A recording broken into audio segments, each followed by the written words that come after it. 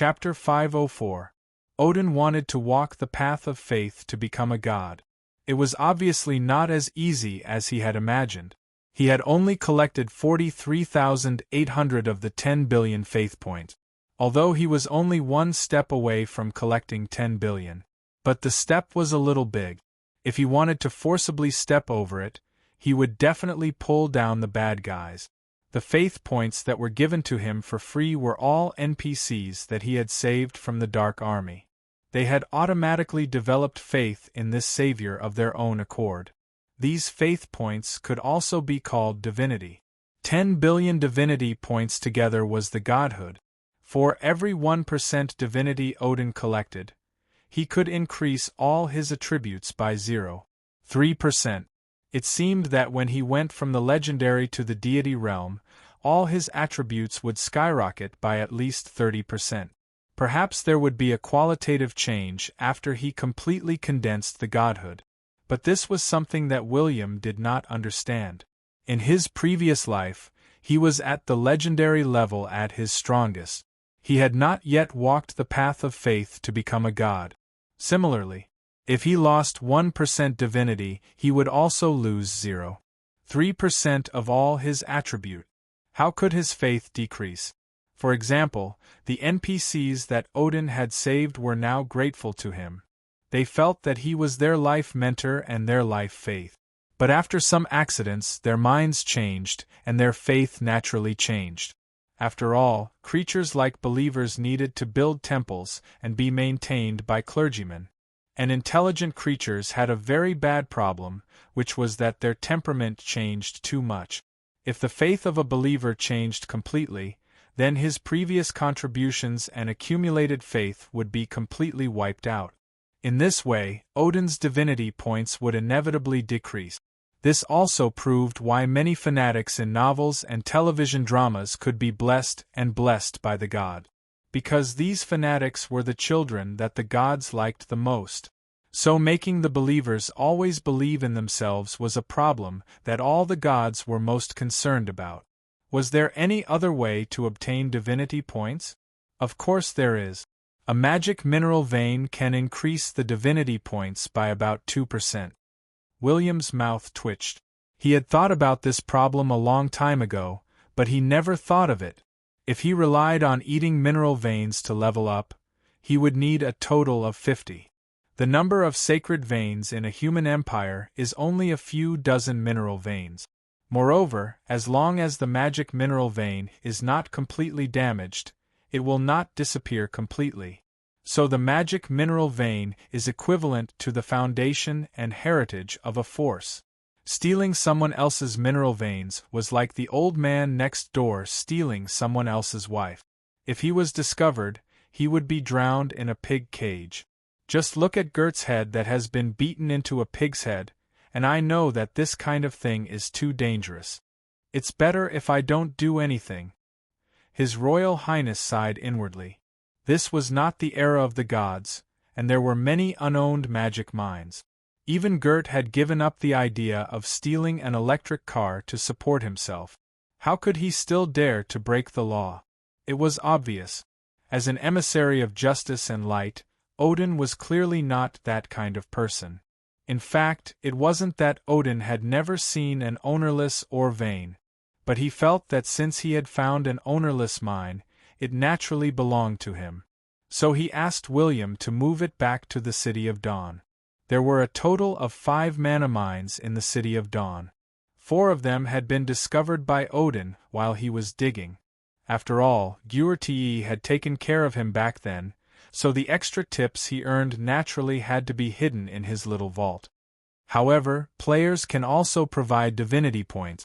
This is the reason why I've put in so much effort to pretend to be a good person in Middle-earth and pretend to be the king of Pantheon despite the danger.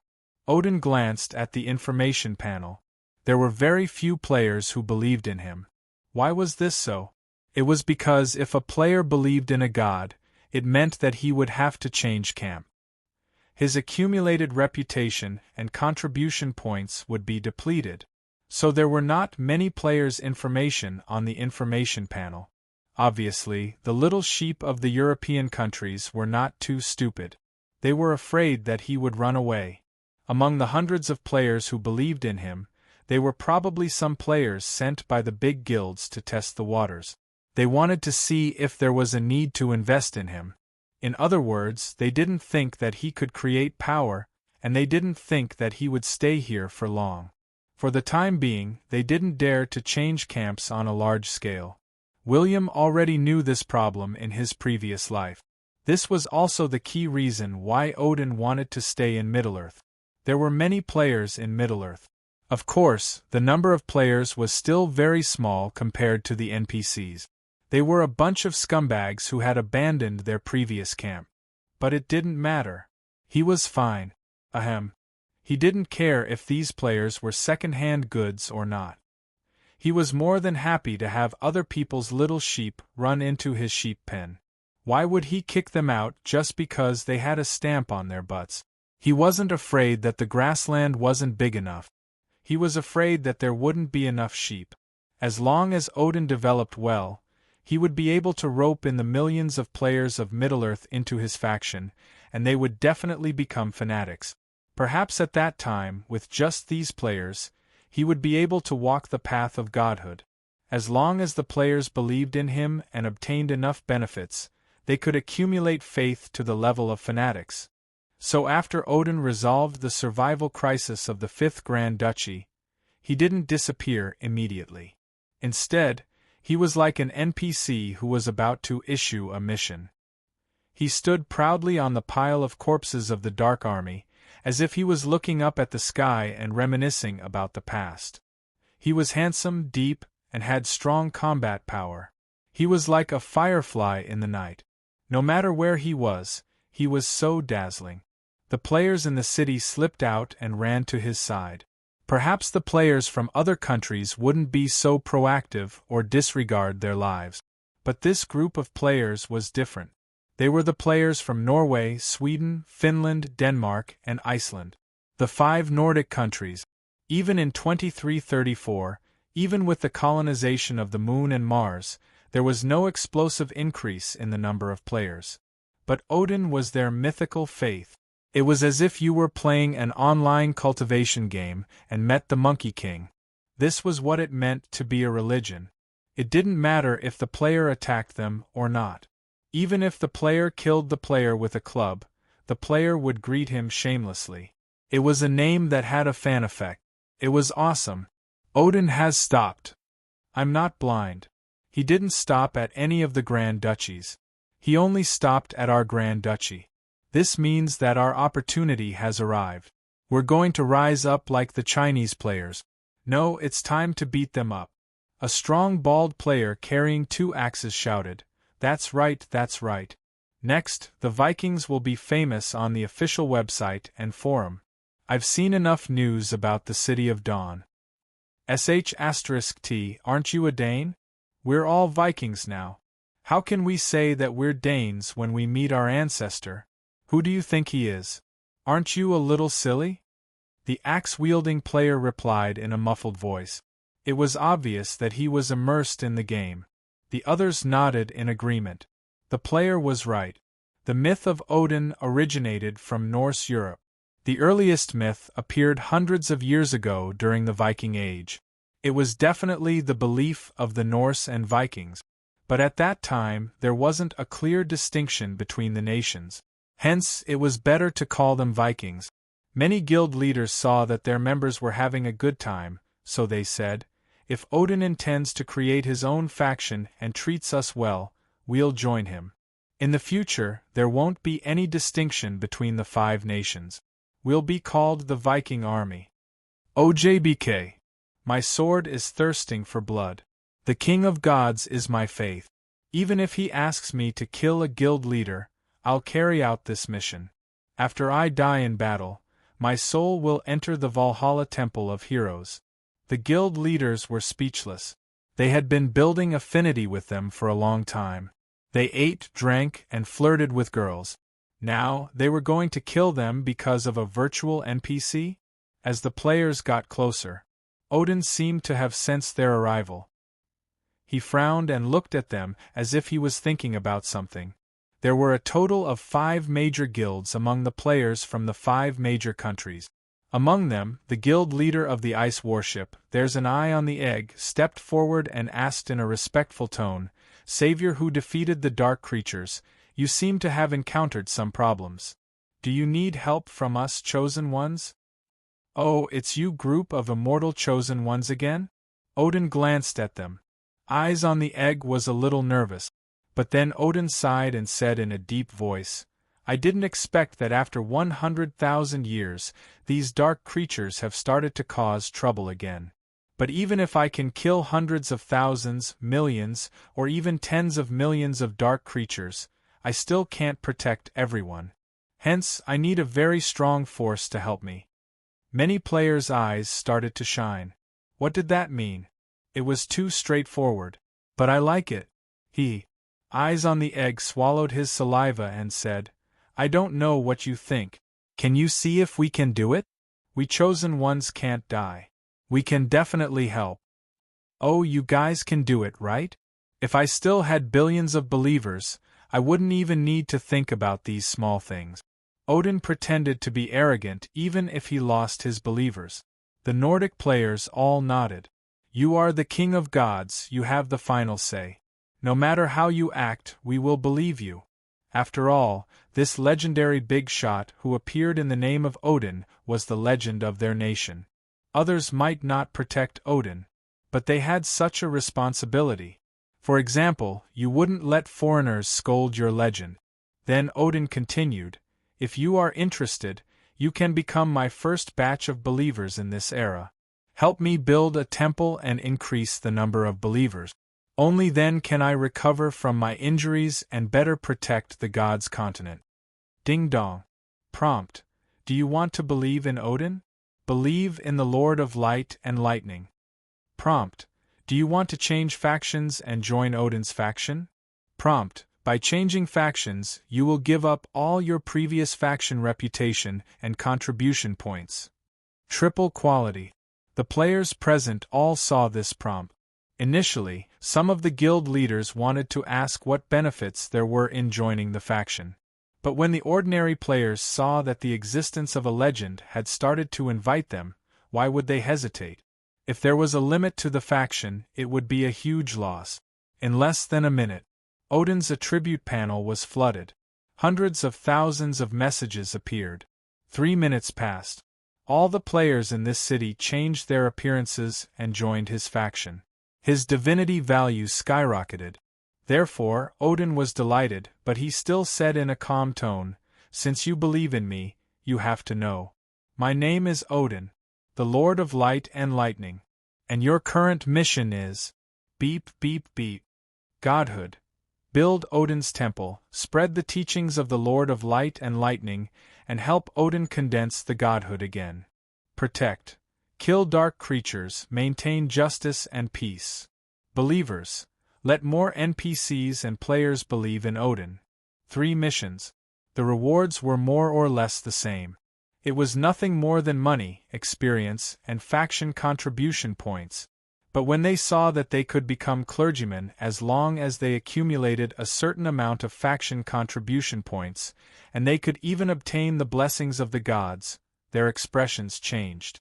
This was because the attribute bonus of the blessings of the gods was simply a permanent buff. It was too awesome, especially when there was a prompt on the faction panel.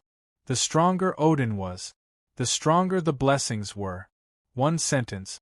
We will do this kind of multi-level marketing mission. Chapter 505. As Odin had played a series of tricks in the Middle-earth continent, many players who were guarding the Grand Duchies felt that they could not hold on any longer. Hence, before their camps were destroyed, they calculated their reputation points and contribution points and immediately fled to Odin's embrace. The large-scale defection of these traitors attracted the attention of many factions. However, Odin's unscrupulous behavior, as if he did not even care about the sages, made people feel a lingering fear, and they did not dare to provoke him. This was because this world was called the God's world. There were too many legends left behind by the god. The power of the gods was still unforgettable. Even though the sages were at the peak of the world, the various factions were scheming against each other. No one intended to become someone else's stepping stone and take the initiative to test Odin's strength. More importantly, this group of traitors were too unscrupulous, switching factions as they pleased. They had no loyalty to speak of at all. Perhaps this sudden appearance of Odin would also end up smashing their own feet with a rock. Odin worked hard every day for the sake of his belief in the Middle-earth continent. He had to maintain his reputation and prevent the players from easily coming into contact with him. On the other hand, he had to make the players who had just joined his faction feel a sense of belonging. He had to use all sorts of tricks. It was too tiring. What was Prince William doing? Half of his thoughts were tiring, but the other half was very relaxed. He had already developed the City of Dawn. Everything was going according to plan. Even if there were problems with the plan, many of his subordinates would solve the problems. If the Lord had to do everything personally, what were his subordinates for? As an outstanding Lord, he naturally understood the principle of, if there was nothing to do, the secretary would do it. If there was something to do, the secretary would do it. Eating, drinking, playing, and having fun were his duties. His Royal Highness enjoyed the best food and drinks provided by the Red Fire Kingdom every day. Every time he attended a celebration banquet, there would be many beautiful young ladies with beautiful legs dancing beautifully. Not to mention touching them, just looking at them was very comfortable. When he had nothing to do, he would play mahjong with a group of young men. He would cheat some money and bully these silly people who had just learned how to play mahjong. Brian, who was the most addicted among them, was a complete gambler. He often lost until his eyes turned red. Last night, after losing all the gold and mana crystals in his space ring, he had even lost his legendary sword. It was truly a tragic sight. If it wasn't for William, burned cinder, and old leather persuading him to stop playing, he would have lost all his equipment. Then, he would have to give birth to a pair of underpants.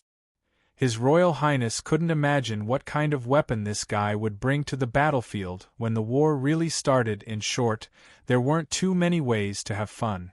After all, there was no other choice.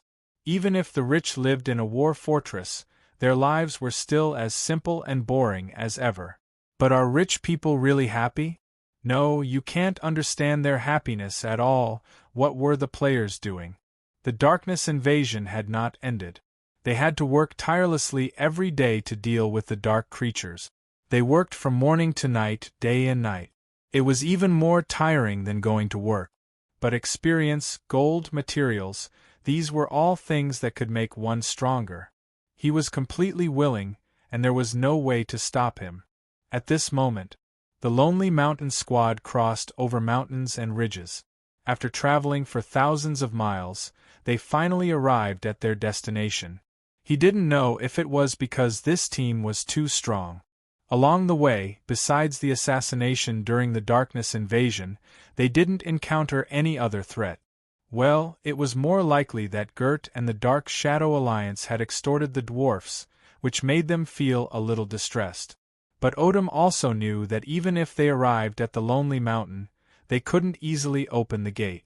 According to Odin, even if he didn't wash his feet for 3 months, he could guess that someone was definitely waiting for him to open the gate of the Lonely Mountain and launch an attack. Therefore, an awkward situation occurred. The Lonely Mountain squad came to Lonely Mountain, but they did not dare to open the gate, for fear that several legendary masters would suddenly appear and catch them all in one fell swoop. It would be a big loss if the mantis stalks the cicada, unaware of the oriole behind. But not all of the Lonely Mountain team were dwarfs. After Lancelot arrived at the Lonely Mountain, he immediately returned home and led the Temple Knights to wipe out the dark creatures. Akalu, Cassidon, and the others couldn't fight with Odin for a long time. So after the Lonely Mountain team arrived at the Lonely Mountain, the number of people was reduced by about half. Fortunately, there was always a way out. The Black Lock Kingdom, the Firebeard Kingdom, and the Dulan kingdom all sent messengers to the Lonely Mountain and signed a contract with Odin. As long as Odin could really open the gate of the Lonely Mountain, they would recognize Odin Heavyhammer as the Lord of the Lonely Mountain. They would move the kingdom to the Lonely Mountain and serve Odin as the king of the dwarfs. What was the content of the contract? William didn't ask, and he didn't want to know. Or rather, if Odin really opened the gate of the Lonely Mountain, he wouldn't be the deputy city lord of the City of Dawn, but a leader of a force. From then on, the two would be on equal footing. This contract might have a lot of things that he shouldn't know. Even if William asked, he believed that Odin would tell him.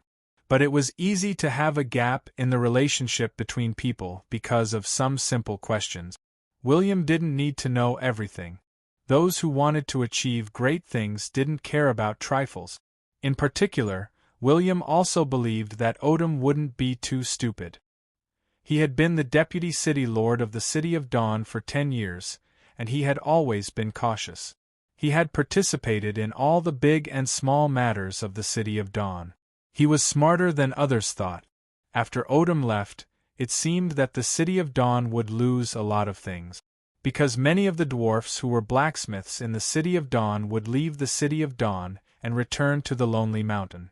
But William believed that with his networking ability, Odin would definitely treat him like a brother, so he could only earn more. As time passed, in the 4th month of the version update, the Red Fire Kingdom once again took down the 2 fortresses of the Desert Kingdom.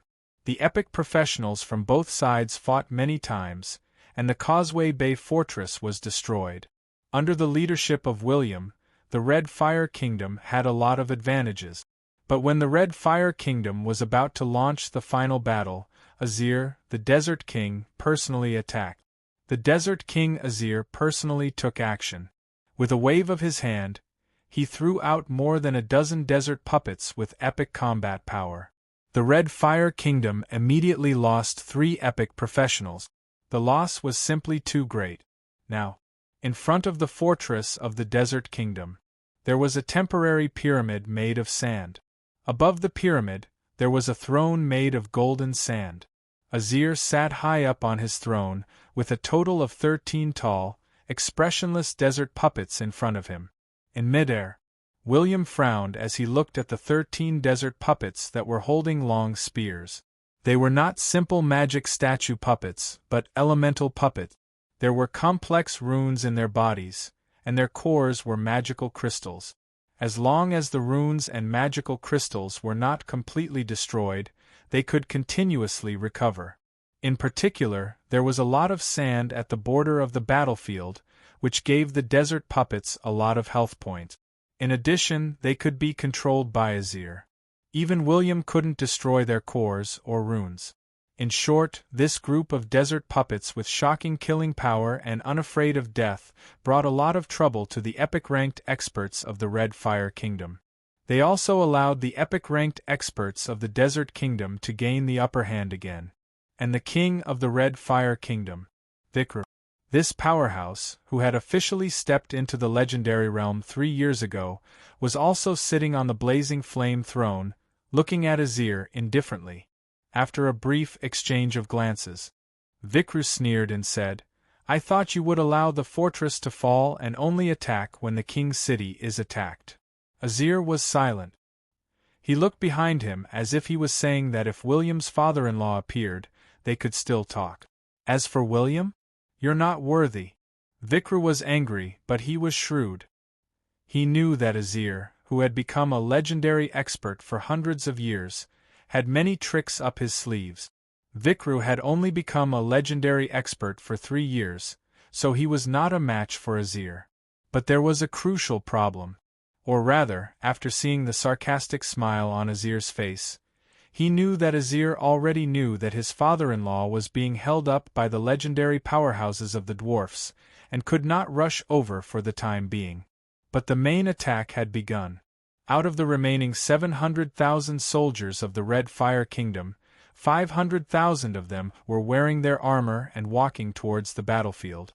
If Azir could force the army of 500,000 to retreat by himself, it would not only completely suppress the momentum that he had accumulated over the past 2 months, but it would also completely suppress the momentum that he had accumulated over the past 2 months. The morale of the entire army would also plummet. It had to be known. The higher the number of soldiers on the battlefield, the more important the morale of the soldiers. It was even related to the luck of the legion and the fate of the nation. This was a fact that even the sages recognized. How would Vikru dare to retreat? But if he did not retreat, the losses would be unimaginable. This was a difficult problem for Vikru. Just as His Royal Highness was about to join forces with Burned Cinder and Old Leather to play mahjong, Vikru suddenly transmitted a message to him. "Can you still use your legendary technique?" William was shocked. He thought that Vikru knew something. For example, he had used lead-filled dice to cheat his nephew of a legendary sword. Fortunately, Vikru was not talking about this. William narrowed his eyes. The news of him temporarily possessing legendary combat power and killing honored swordsman Golden Sand had spread throughout the continent. But after he used his secret skills, his aura had plummeted to the point that it was weaker than an epic professional. Everyone knew about this. He raised his eyebrows and looked at his 2 skills that had recovered. He said, "I can use them, but you should know that I won't use them unless I'm in a desperate situation. In order to kill honored swordsman Golden Sand, I expended at least 100 years of my lifespan. You're not giving me any compensation. I'm suffering a huge loss." Vikru raised his eyebrows.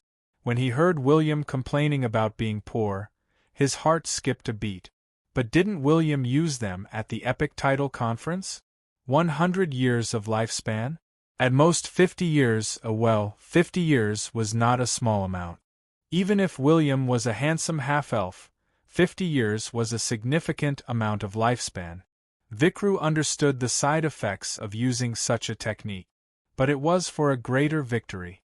He made up his mind and said, "I'll use it again. You don't have to help me kill Azir. If you can kill 8 of his puppets, I'll give you 2 top-notch blood fruits as compensation." "That's a loss. 5 fruits." The prince's eyes lit up. Vikru was a wealthy family. 3 fruits, no more. 4 fruits. I won't take any less than that. I'll consume hundreds of years of my lifespan every time I use my ultimate skill. Didn't you say 100 years of lifespan just now? Vikru frowned. Did William really think that he was Sunset Glow? Ahem, I said something wrong. Anyway, just 3 fruit. If not, I'll retreat. The prince's mouth twitched. Then 3 fruit. But if we defeat the Desert Kingdom, I want an additional city. Vikru narrowed his eyes. Okay, I'll give you another city. A shady deal was made. When Vikru opened his eyes, flames shot into the sky. He slammed his hands on the blazing flame throne and transformed into a meteor that flew straight towards Azir. It was a huge battle. It was about to start. Chapter 506. Vikru was like a meteorite crashing towards Azir. Sonic booms could be heard wherever he passed. Due to his high speed, the heat from the friction caused the air to distort. The body of the Red Fire King transformed into a fiery red figure as he charged forward. The crowd only saw the figure that was like magma raise his palm and slap down. Bang! The seemingly fast palm print was extremely fast. Buzz! Buzz! The fiery red palm print transformed into a giant palm that was nearly 1,000 meters long. It covered the sky and grabbed at the pyramid. It looked as though it was going to crush the pyramid. Many epic experts couldn't help but feel nervous when they saw this scene. Legendary professionals were too powerful. Regardless of whether they had just attained the legendary level, they were still much more powerful than epic professionals. Even a genius like the Lord of the City of Dawn, who had just attained the legendary level, could only resist such an attack. He could not defeat a legendary expert. Many professionals of the Desert Kingdom had overestimated Vikru's power, but they had also underestimated Azir, who was sitting on the throne of the Golden Sand Kingdom. Azir lifted his head and glanced at the giant flaming palm that was about to land on his head. He tapped the ground with the golden scepter in his right hand. Thud! The moment the sound was heard, all the epic professionals of the Red Fire Kingdom felt their hearts tremble. Many of them vomited blood. It was an area of effect attack. Many of them cursed the old man for taking the opportunity to launch a sneak attack on them. But the sound wave was still spreading in all directions at an invisible speed. The pyramid under Azir's throne transformed into countless sand and dust, forming a huge shield that easily blocked the giant flaming palm. The sound of the collision reverberated in the sky. Countless fiery red sand and dust descended from the sky. It was raining fire within a radius of 10,000 meters. Vikru's attack seemed to be ineffective, but as a close combat professional, he had already arrived in front of Azir. But the golden magic book in the Desert King's left hand flipped open rapidly. Pages of the book floated in midair. Tens of millions of runes gushed out in an instant, and as they surrounded Azir, bursts of cries of magic runes could be heard. It was as though the gods were whispering. With dozens of buffs, Azir was like the emperor of the desert. A desert shadow that was thousands of meters long formed behind him. He looked like a god or a devil. Kill! Vikru didn't care about these fancy things. A fiery longsword appeared in his hand and he slashed down. A rainbow pierced through the sun.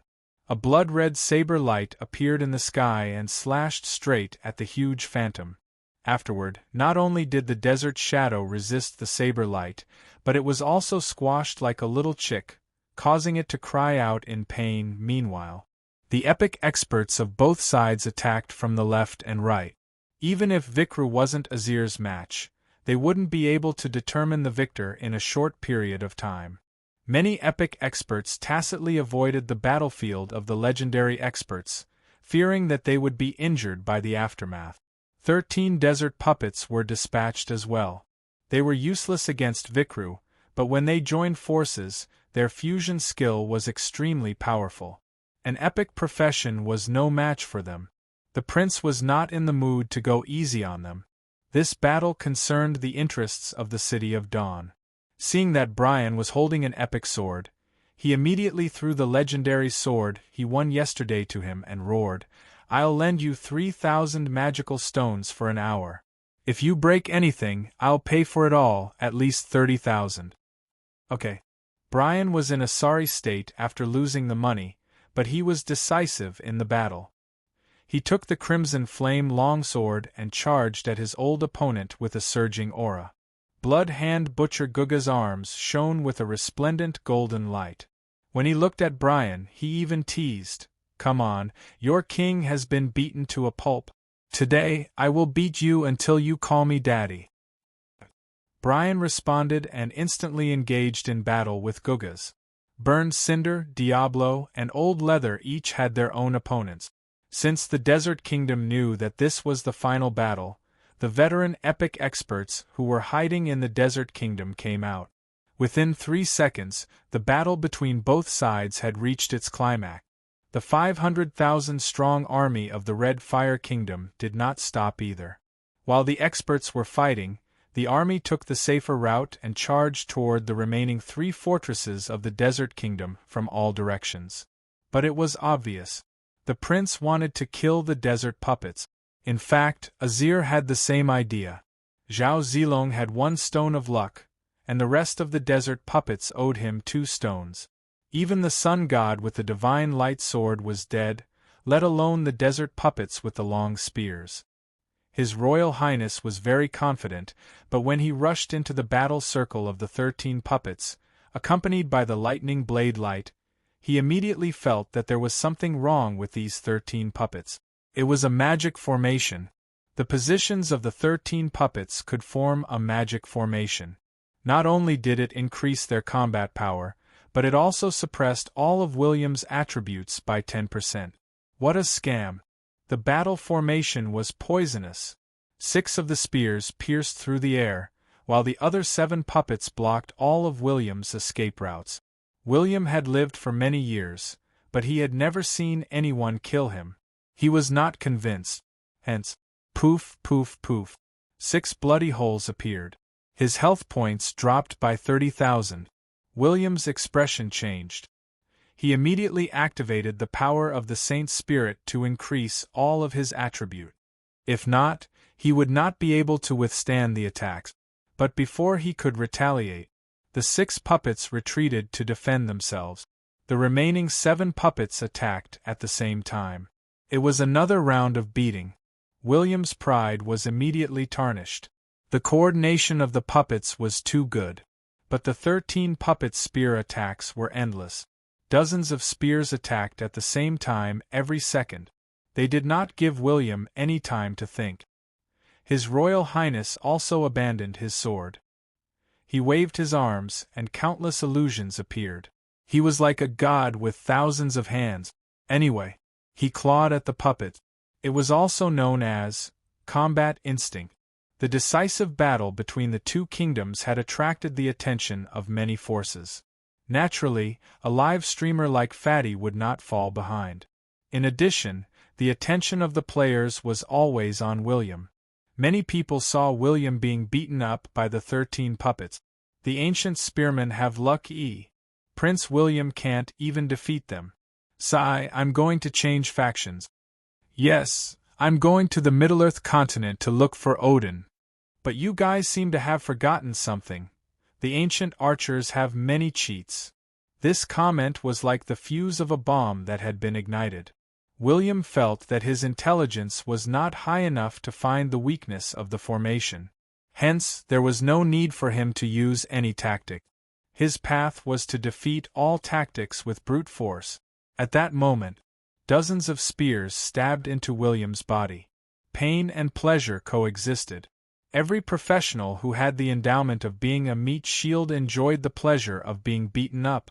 But at the same time, dark clouds covered the sky. Tens of thousands of lightning bolts struck down. William, who had transformed into a thunder body, shouted angrily. The dozens of spearheads were melted by the blazing electric current. They turned into liquid and flowed out of the wounds. His injuries recovered instantly. At the same time, the countless blue lightning bolts scattered in all directions, instantly scattering the 13 puppets. But Azir seemed to be prepared for this.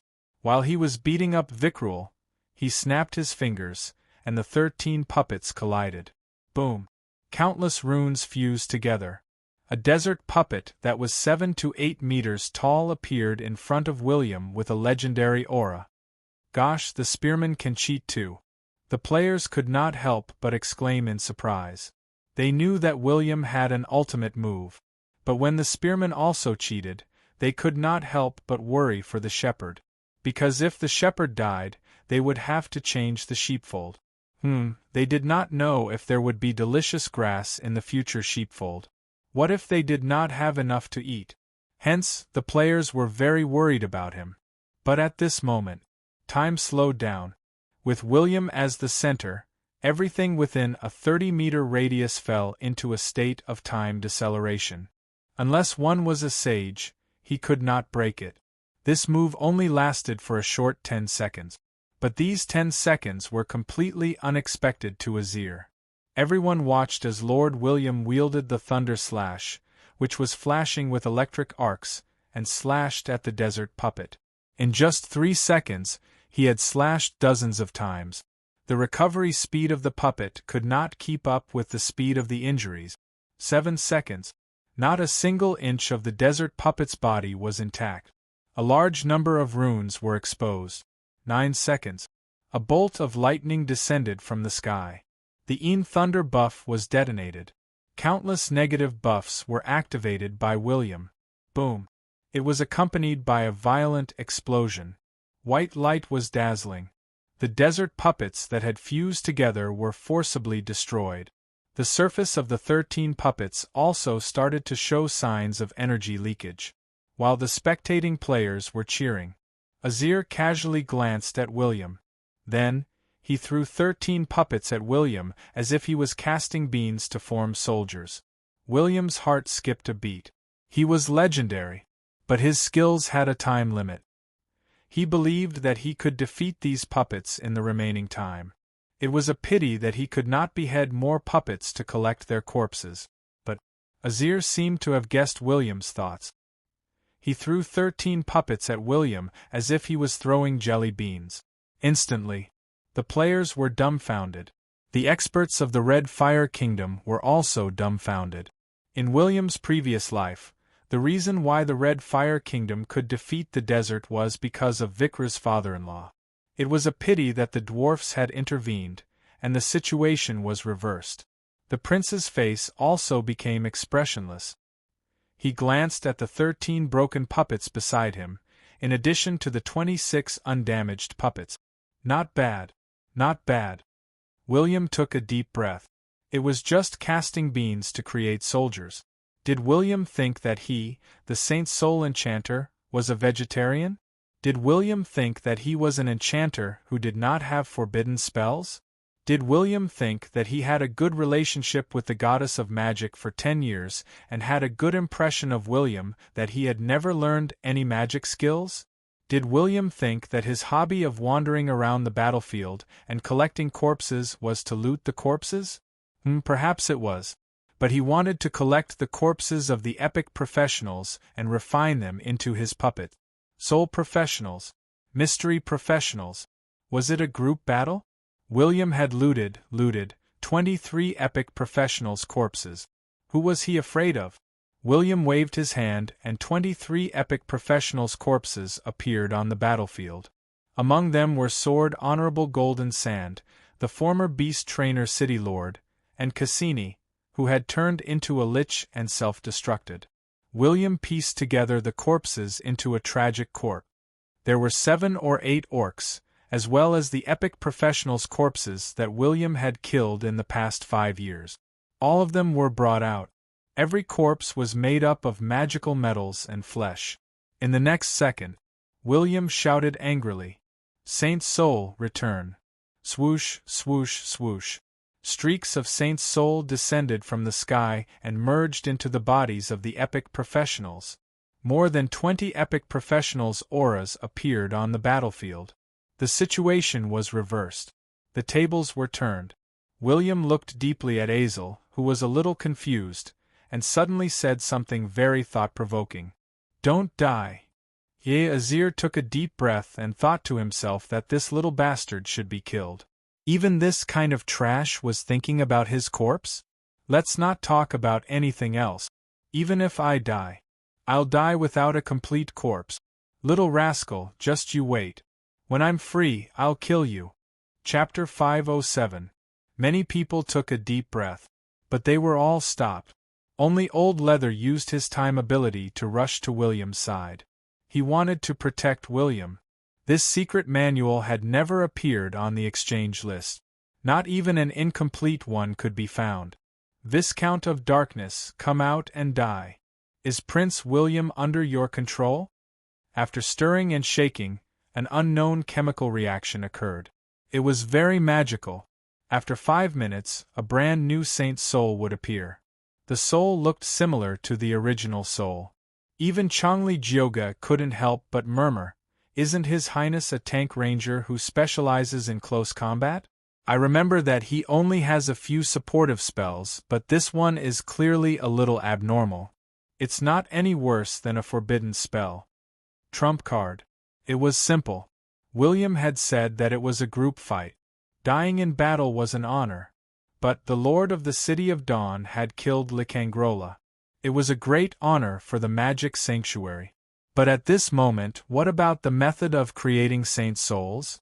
Only soul professionals could cause true damage to souls and even control them. Even if other professionals could detect dead souls, it was difficult to cause true damage to them. The electric current on William's body disappeared. Then, he collected the soul fragments and placed them in a jar. Then, he used the Saint Soul skill. As for the remaining 13 puppets, they were eventually dismantled by the 23 holy souls on the spot. But why did Prince William not walk out? 3 minutes passed. They were like death knights who had been resurrected from the battlefield. They were natural executioners. The only difference was that the puppets were created in a different way. The summoning method was also different. It's much stronger than the forbidden skill. It can last for a long time. When the epic experts of the Desert Kingdom saw this scene, they widened their eyes and hurriedly distanced themselves from Prince William. With his pitiful appearance, no matter how powerful his fists were, he would bleed to death first. Hundreds of golden sand spears pierced through the ground and soared into the sky. Of course, their physical bodies had to recover. Otherwise, their strength would be limited. If William did not have some skills, he would not have been able to dig out the minced flesh and soul fragments from the ground. In the next second, His Royal Highness had been prepared for this. He deliberately allowed himself to be trapped inside, as if he wanted to use this space cage to beat the enemy hidden in the dark to death. Thus, with the intention of saving a life was more meritorious than building a 7-storied pagoda. In order to prevent his soul from being pulled away by the netherworld river's gravity to be reborn, William hurriedly caught the little smartass. Not only did he save him from the pain of drinking Meng Po's soup, he also gave him a chance to be reborn for free. Actually, they all knew that William had a soul suboccupation, but they had no idea what it was called or where he had learned it. In particular, His Royal Highness was a protagonist who could grow in multiple versions. If he didn't change much in version 4.0, he might die. The professionals of the Red Fire Kingdom and countless players began to despair. "Oh my God, my wife has come out to see the necromancer. His Highness has finally revealed his true identity." In addition, the 2 epic-ranked professionals from the Magic Sanctuary had dark expressions on their faces. However, at this moment the 23 Saint Soul heroic spirits reappeared. When they opened their eyes again, their auras were extremely powerful. The prince glanced at the 2 of them. But William had no time to observe the forum. After he gave the orders to the Saint Soul heroic spirits, he wielded his thunder slash and slashed at the remaining desert puppets. His sword slashed at the sand, and his fist struck the talismans. It was a trump card. The epic-ranked professionals of the Red Fire Kingdom wanted to help. Burned Cinder and Diablo also intended to rush over. The others immediately understood. It's so powerful. Prince William's Saint Spirit return has temporarily increased the number of epic professionals in the City of Dawn by 23. Is this a summoning skill or a puppet skill? Many players were so shocked that they could not close their legs. However, they had many doubts. But then there was a loud explosion. But they didn't have their past memories. They only had fighting instincts hidden in the depths of their souls. With the explosion of the runes, the first 13 puppets were completely annihilated. There was a loud roar. What? Who said that they wouldn't move just now? When they closed their eyes, the duration would be over. The skills and occupations imparted by the goddess were too powerful. William couldn't continue to be impudent. People from small places are ignorant. It's time for his hands to change owners. The Thunder Element warrior's tone was calm, but his disdain was obvious. Azir laughed maniacally. "It's over, Lord of the City of Dawn. You'll die here today. Kenna, what are you waiting for?" William was really going to die this time. This shot lasted for a full 3 hours. Thousands of black lines bloomed above William's head like a lotus flower. They formed a circular space cage that trapped William within. He immediately stored all the puppets and the damaged materials of the desert puppet. Then, he turned around and fled. Secret skill, space cage. The space enchanter of the Magic Sanctuary sneered. "You're really arrogant. Do you really think that you can defeat both of us with your current strength?" Vikru saw this and shouted with a sinister expression, "William, use the teleportation scroll and run." Vikru wasn't afraid of his subordinate. "Did you see that? My golden sand swordsman, whose leg was broken, doesn't seem to be in pain. What a powerful punch." In an instant, Old Leather was blocked.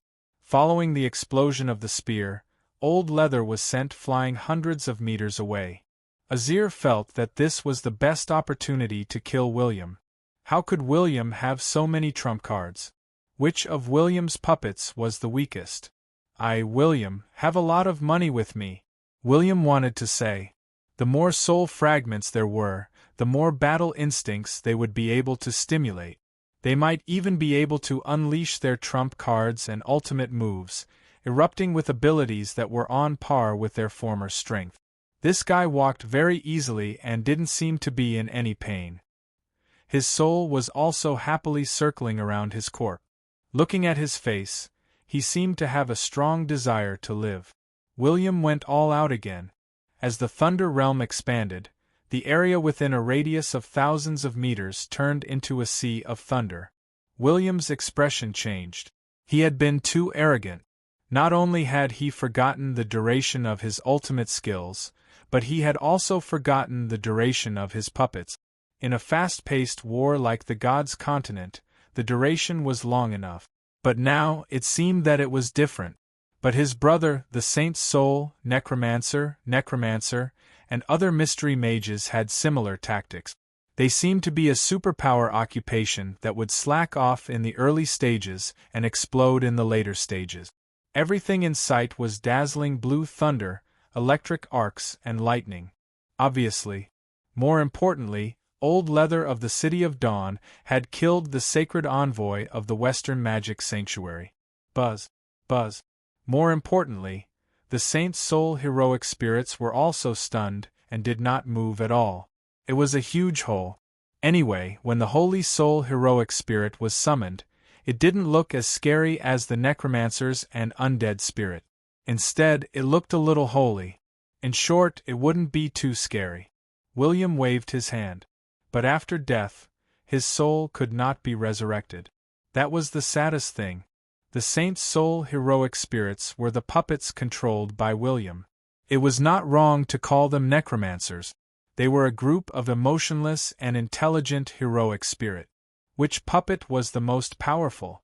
A space enchanter and a thunder warrior appeared in the cage. They were wearing the uniform of the Magic Sanctuary, and they looked at William coldly. It was simple. William's aura was not fake. He had been severely injured by the shockwave. In addition, his attributes had been halved, and his health points had been restored at a slower rate. Everyone saw that Lord William did not fly at supersonic speed. They understood what was going on. William waved his hand again. He was going to be William's sugar daddy. The two warriors of the Magic Sanctuary were expressionless. What was the meaning of this? They had challenged William to a one-on-one fight, but now they were being defeated by number 23? But I can record this in my notebook. I'll see if Prince William has any new abilities when I reach level 5. 0. If not, run away immediately. Chu Liuqiu nodded seriously. It had to be Cassini, who had transformed into a lich. He had self-destructed his soul weapon and body. His aura was greatly weakened. But as the prince's melodious laughter rang out, his eyes widened. As for the remaining 26 puppets, 13 of them had legendary combat power for a short period of time. But under William's ferocious attacks, they were destroyed after 5 minutes. His Royal Highness seemed to be too afraid, and his movements were a little slow. Not only did he take out the scroll a little slower, but he also took out the wrong scroll. Xiao Ayan looked at her captain in a daze. Was William serious? Did he have to be so realistic? What if Prince William was hiding something? He did not want to make a sound. The side effects of William's ultimate skill had appeared. He was not afraid. Within 24 hours of William's death, besides collecting his body, he also had to collect his soul fragments. He had actually crushed an ice-type scroll and almost sealed himself in ice. They were not afraid of death, especially since the soul element was a mystery-type professional. The terror that they brought was not as simple as it seemed. At this moment, his entire body was covered in bloody wounds, but the speed of recovery that was visible to the naked eye was much slower. Of course, it was his old friend, the Golden Sand Swordsman. Chapter 508. The Magic Sanctuary was determined to kill William. Prince William was not a pushover. Both he and his brothers were very tough. If the magic sanctuary was not convinced, they could fight. They could fight for a day and a night. William gently waved his hand and ordered, "Kill them." 23 injured Saint Soul heroic spirits charged towards each other. Each of them rubbed their palms and started to fight. Just two little girls, how could they take turns to die? Both sides had used their trump cards. Even after seeing this scene, Azir was also at his wits' end.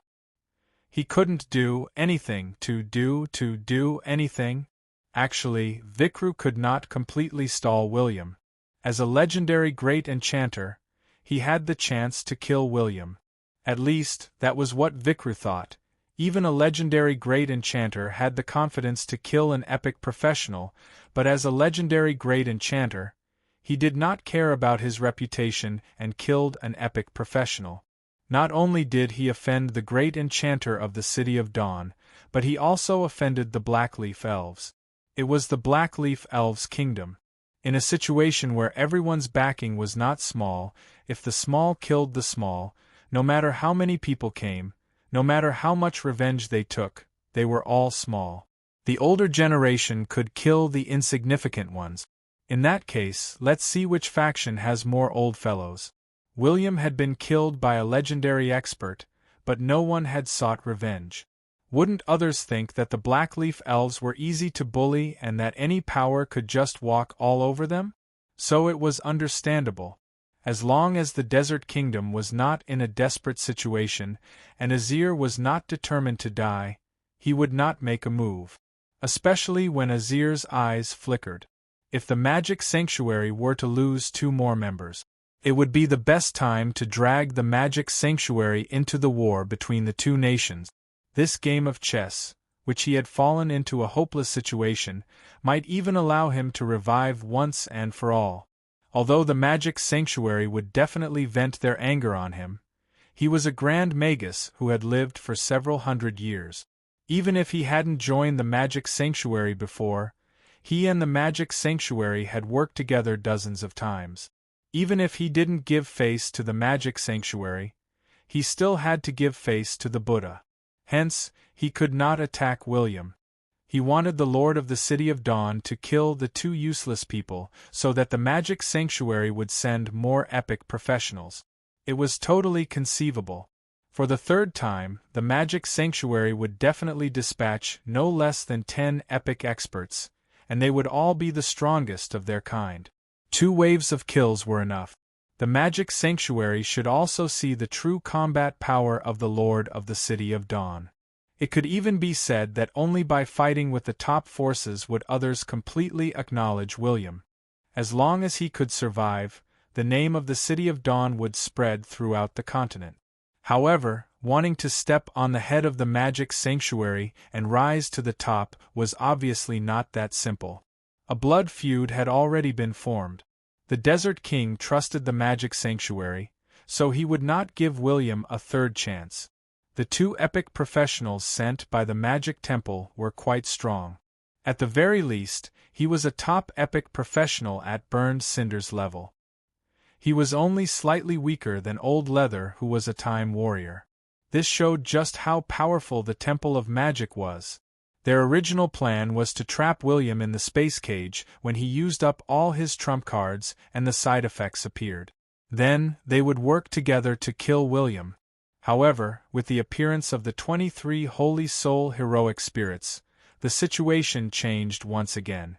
Kenna and Simon were very powerful, but they were still unable to withstand the powerful attacks of 23 epic puppets, even though they only relied on their combat awareness to fight.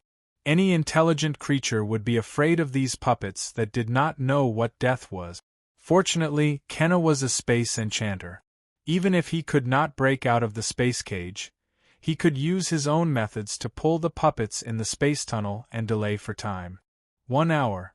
If they were given an hour, they would be able to escape from this dangerous situation. Actually, this was something that could not be done. The Magic Sanctuary knew that William possessed a space scroll and a legendary space teleportation scroll. Therefore, this space cage was created by a grand mage who was not proficient in space. But even so, It was enough to prevent William's space scroll from working.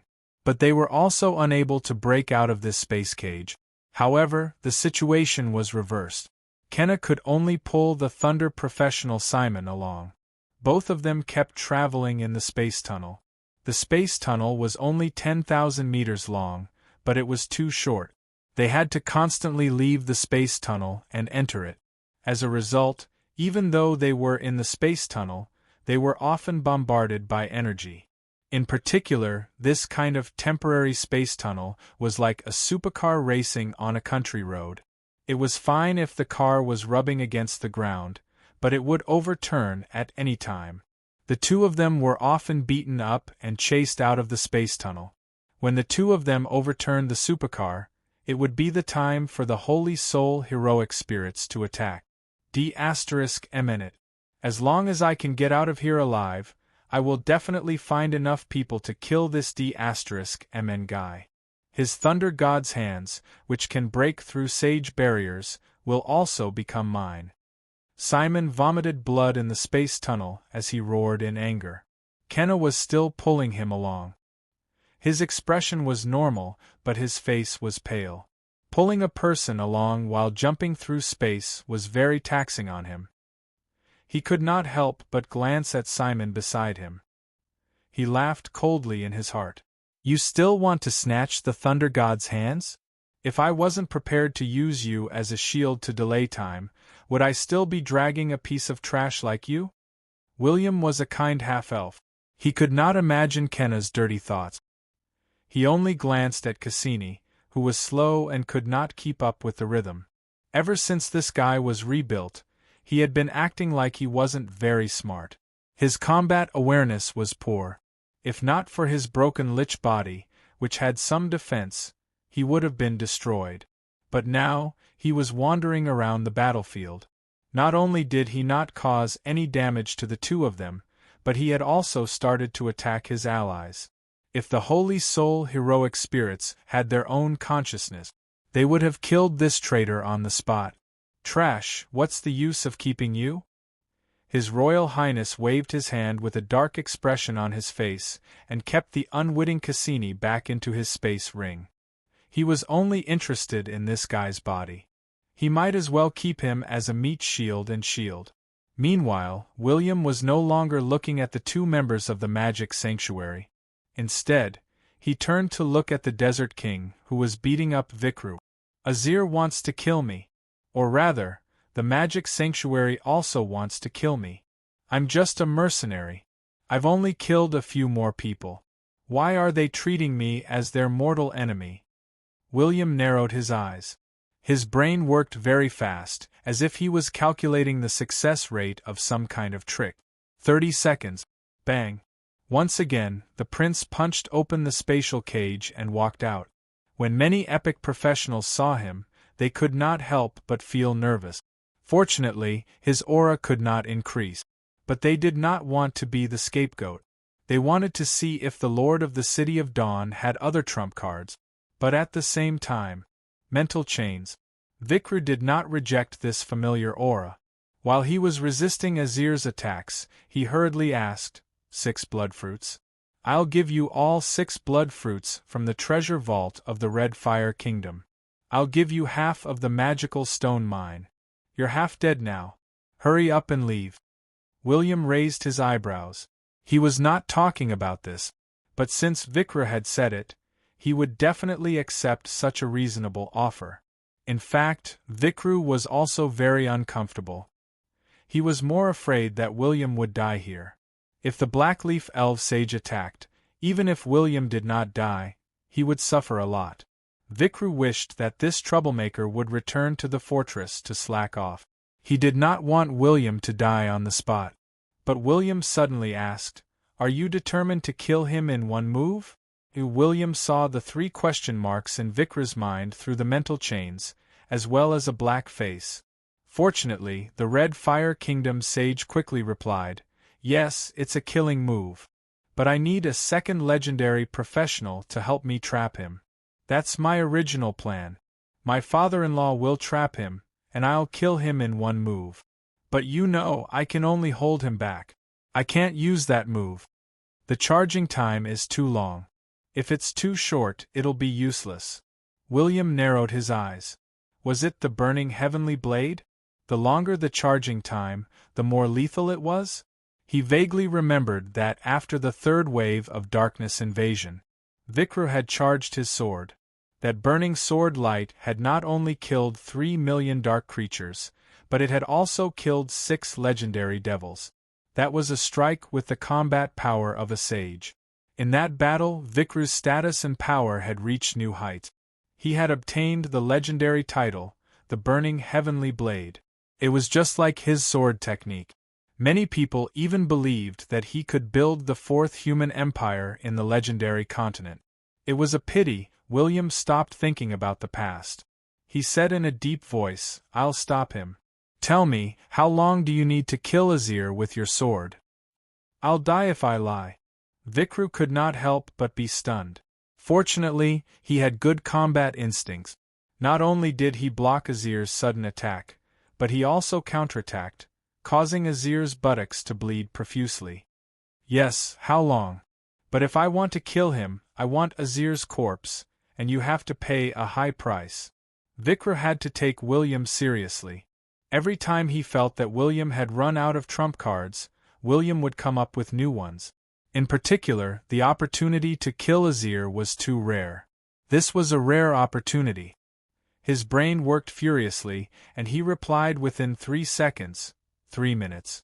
At least 3 minutes. The more, the better. But I can't control myself. If you're too close, I have the resurrection armor. Tell me the price. Big brother, I'll call you Big brother. If you can stall Azir for 3 minutes, you'll be my equal in the future. We can discuss whatever you want. Vikru was about to vomit blood. William was too greedy. He wanted to take advantage of him when he could not be distracted. But what was the resurrection armor? It sounded great. How about giving it to me? All right. Don't forget your words. William's lips curled into a smile as he walked towards the battlefield of the 2 legendary experts. When many people saw this scene, they thought that he had gone mad. But after he entered the domain of the 2, swish, time rewound. His aura instantly rose. The side effects of his ultimate move disappeared. Now, he had the combat power of an epic. All the cooldowns of his skills had been reset. When he withstood the damage from the 2 legendary experts, the Heart of Thunder provided him with powerful recovery abilities. He did not lose any health points. When he was less than 3,000 meters away from the 2 legendary experts, William took another step forward. At the same time, everyone watched as the Lord of the City of Dawn became a legendary expert again. All the professionals were stunned. The players were so excited that they were about to cry. Chapter 509. William had legendary combat power again. The moment the Thunder Domain bloomed, Azir was caught off guard. More importantly, all the cooldown time of William's skills had been reset. This greatly increased his combat power. What was the difference between an epic and a legendary professional? The key was the intermediate elemental body. With the intermediate elemental body, William could use the elements of heaven and earth to imbue his every move with the power of heaven and earth. In other words, the intermediate elemental body would greatly enhance William's attack. Even though this was only a temporary bonus for His Royal Highness, it was enough for him to fight against a legendary professional. At this moment, William was in the middle of a battle between 3 domains. His body was surrounded by thousands of electric current. When he attacked, he had the power of a thunderbolt. He slashed down with his sword. Tens of thousands of feet of sword radiance. The void above his head was filled with electricity, and countless thunderbolts followed. Azir looked at the menacing sword radiance, but his expression did not change. He gently waved his golden sand scepter, and a huge golden hand rose up and grabbed the thunderbolt's sword radiance above his head. Boom!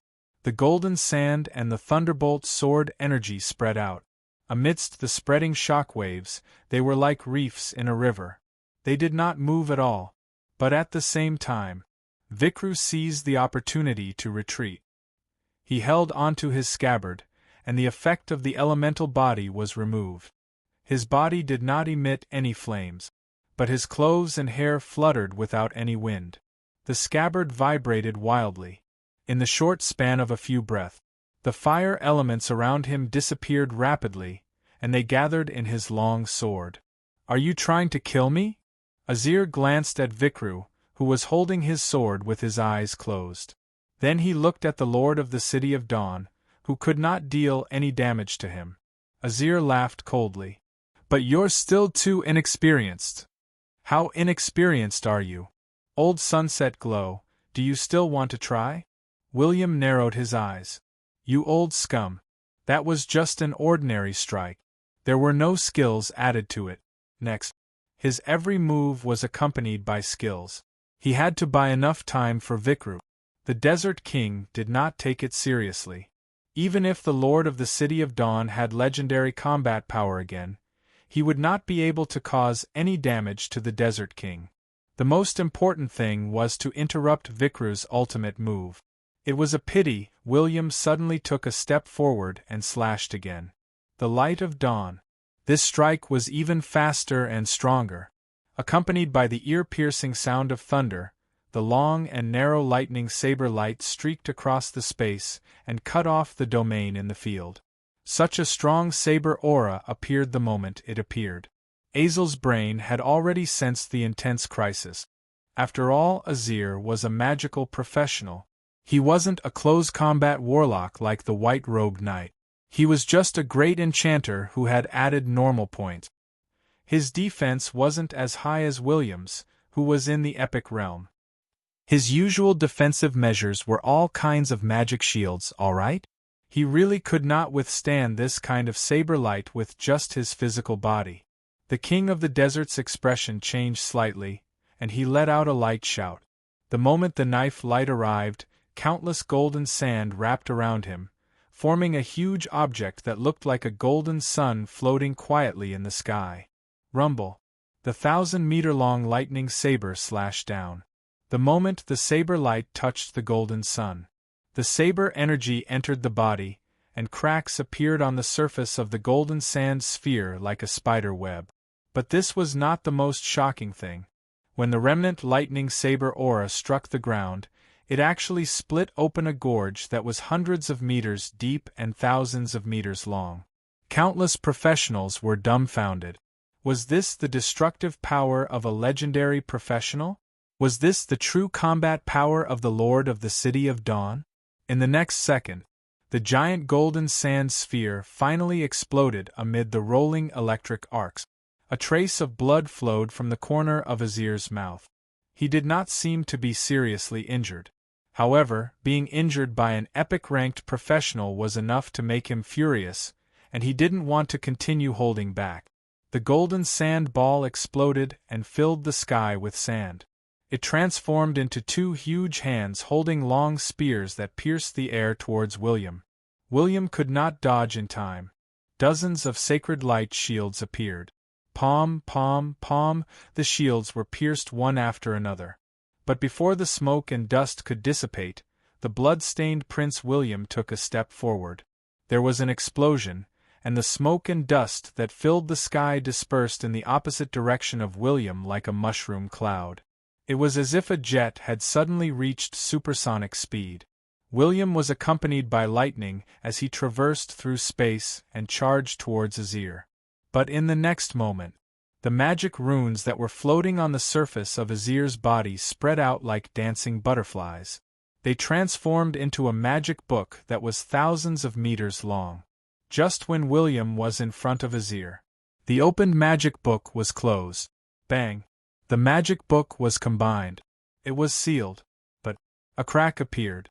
The sharp-eyed epic professionals saw it. It was William's arms supporting the closed magic book.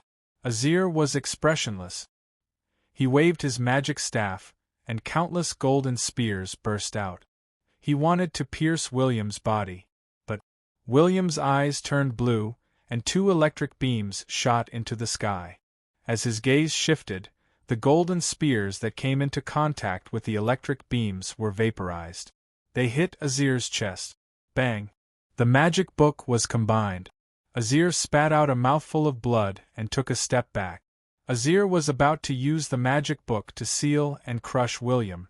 The magic book was thousands of meters long, and its surface was covered with countless runes. Suddenly, a sharp protrusion appeared at the top.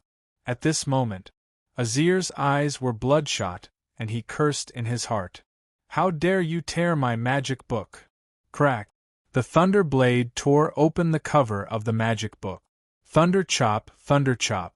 When William broke the seal, the magic book shrunk. With severe scratches, it turned into a ray of golden light and returned to Azir's hand. Azir touched the cover of the magic book with a heartache. When the pages were flipped, thousands of pages were cut open. This legendary grade magic book had almost dropped in grade from the attack. It was like a husband and wife going into battle. Not only did the wife not achieve victory, but she was also held captive by the enemy for 3 days and 3 nights. Damn, it was a huge loss. Azir glanced at Vikru, who was still accumulating power. He felt that the danger was getting stronger. But this woman in front of him was so disgusting. If he doesn't die, I'll die. I'll kill him. So what if the Blackleaf Elves come? The Desert King made up his mind. Boom! The ground beneath their feet exploded. Then, a dazzling golden light appeared. A golden magic tower that was hundreds of meters tall appeared. Oh my God, Prince William has destroyed the great enchanter's magic tower. Prince William is going to die. Hurry up and dig. Changing factions. Changing factions.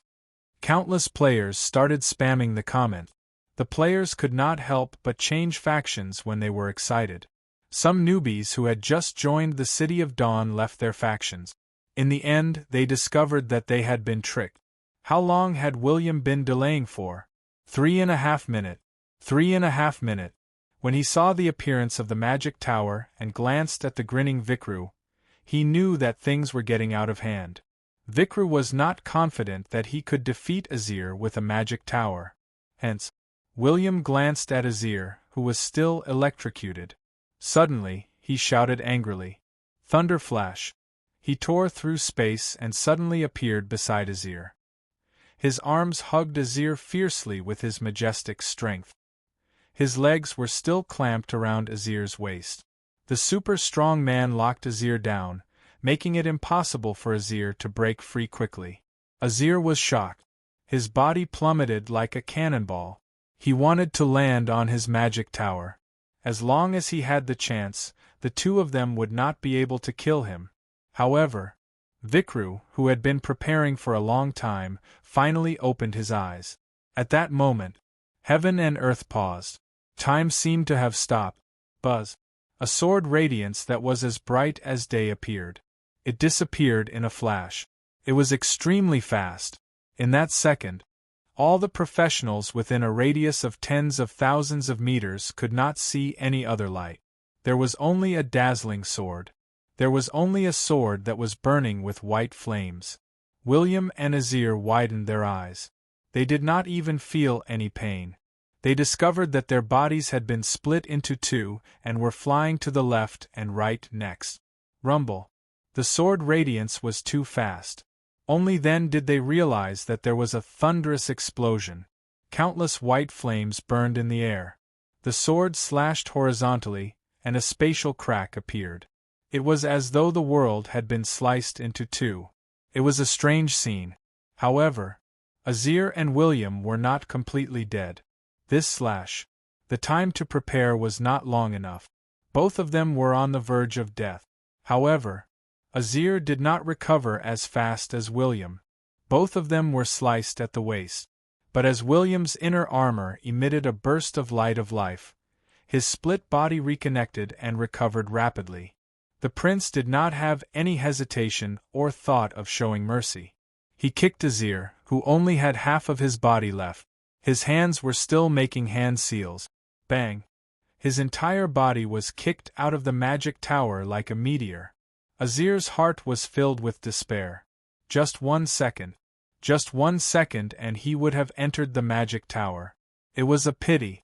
Azir, who was still in midair, felt his neck turn cold and hot. He blinked his eyes, he tilted his head. He fell from the sky and rolled on the ground many times. Azir saw many things. For example, Vikru, who was sheathing his sword. For example, William, who was looking at him maliciously. For example, William's dismembered corpse. He died without a complete corpse? These 4 words. This was Azir's last thought. At this moment, the battlefield fell into silence. The legendary enchanter was dead. A Grand Magister who was so powerful that people looked up to him had died just like that. The epic professionals of the Desert Kingdom were in despair. Their pillar of support had died in battle. Then, the bloody-handed butcher Gugas roared. Countless people roared. We surrender! Chapter 510. The battle at the Desert Sea shocked the world. The Lord of the City of Dawn continuously used his legendary combat power to assist Vikrul in defeating the veteran legendary expert Azir. There were many people present, including dozens of epic professionals. The Lord of the City of Dawn possessed astonishing combat power. He was able to suppress Azel for a short period of time and beat him up violently. It was also the Lord of the City of Dawn's final kick that ended the Desert King's fate. In conclusion, William became famous. He also obtained a continent-level legendary status. All the professionals in the legendary continent knew that the Lord of the City of Dawn could fight beyond his level and was evenly matched with a legendary professional in a short period of time. After this battle, not only did William's reputation soar, but Vikru's battle prowess was also spread far and wide. It could not be helped. A veteran sunset glow powerhouse like Azir was originally a famous powerhouse on the continent. His death would definitely allow new experts to step on his corpse and rise. In the history of the gods' continent, the new and old experts were constantly replaced. The new generation would push the old generation, and the old generation would die on the beach. If the new experts wanted to become famous, they had to kill other experts of the same level and obtain a title. They had to find the veteran experts as their stepping stones. Of course, some of the new experts were very strong. If the new experts attacked them, they would not be able to make a splash. However, this situation pushed William to the edge of a knife. If he was not careful, he would fall. Fortunately, William's skin was rough and tough. He was not afraid of a knife or a sea of fire. Even if someone deliberately bragged about his combat power, it did not matter. The magic sanctuary had already treated him as a mortal enemy. It did not matter if there were some troublemakers. He would just have to kill them.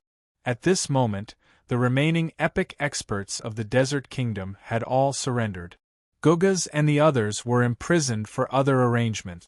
Without the leadership of the epic professionals, the Desert Army was defeated. Up to 300,000 soldiers threw away their weapons and knelt on the ground to beg for mercy. There was no other way. They did not believe in the Desert Kingdom. It was the former king of the desert, Azir, who believed in the Desert King. Azir's death had a huge impact on the beliefs of the desert warriors. They did not have the confidence to fight again. In the following days, the Red Fire Kingdom continued to send out troops, sweeping through all the cities in the Desert Ocean Kingdom. They rarely met with any resistance, and wherever they passed, the local city lords would open their gates to welcome the army.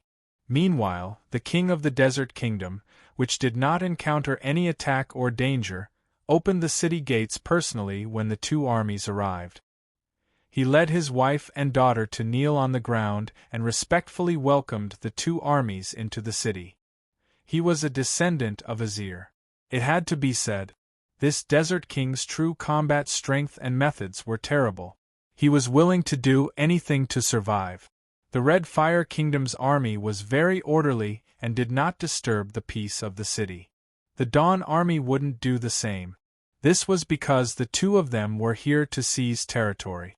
A kingdom that maintained order and did not descend into chaos was the best outcome for them.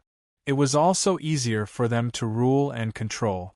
Obviously, this method also won the hearts of the people, and the commoners and slaves did not fall into a riot. Yes, or rather, they didn't dare to. In fact, the border war between the Crimson Fire and Sand Ocean had been going on for hundreds of years. The people of the two countries had a blood feud, but under the pressure of the professionals, some of the resentful civilians couldn't do anything even if they wanted to turn the tables. It could even be said, there were no legends. The Desert Kingdom would never be able to rise again. The so-called blood feud would slowly dissipate with the passage of time until it was forgotten by people. Because of humans. At the same time, they were the most forgetful creatures. Even the history that had been passed down could be forgotten by people. Moreover, the Red Fire Kingdom had deliberately erased its history.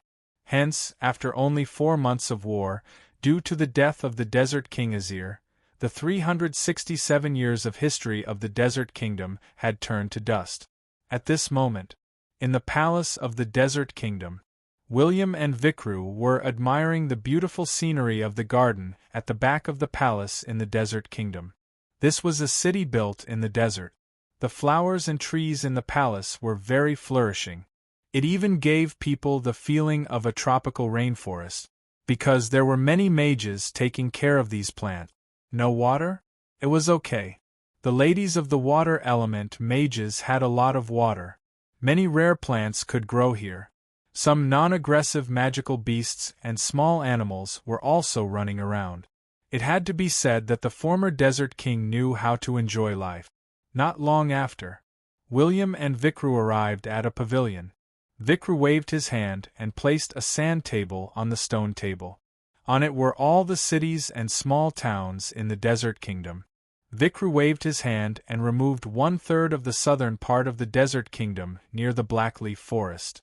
There were 5 cities and 16 small towns, including 3 fortresses that were meant to defend against the Blackleaf Elves and 3 fortresses that were meant to defend against the Dwarf Kingdom.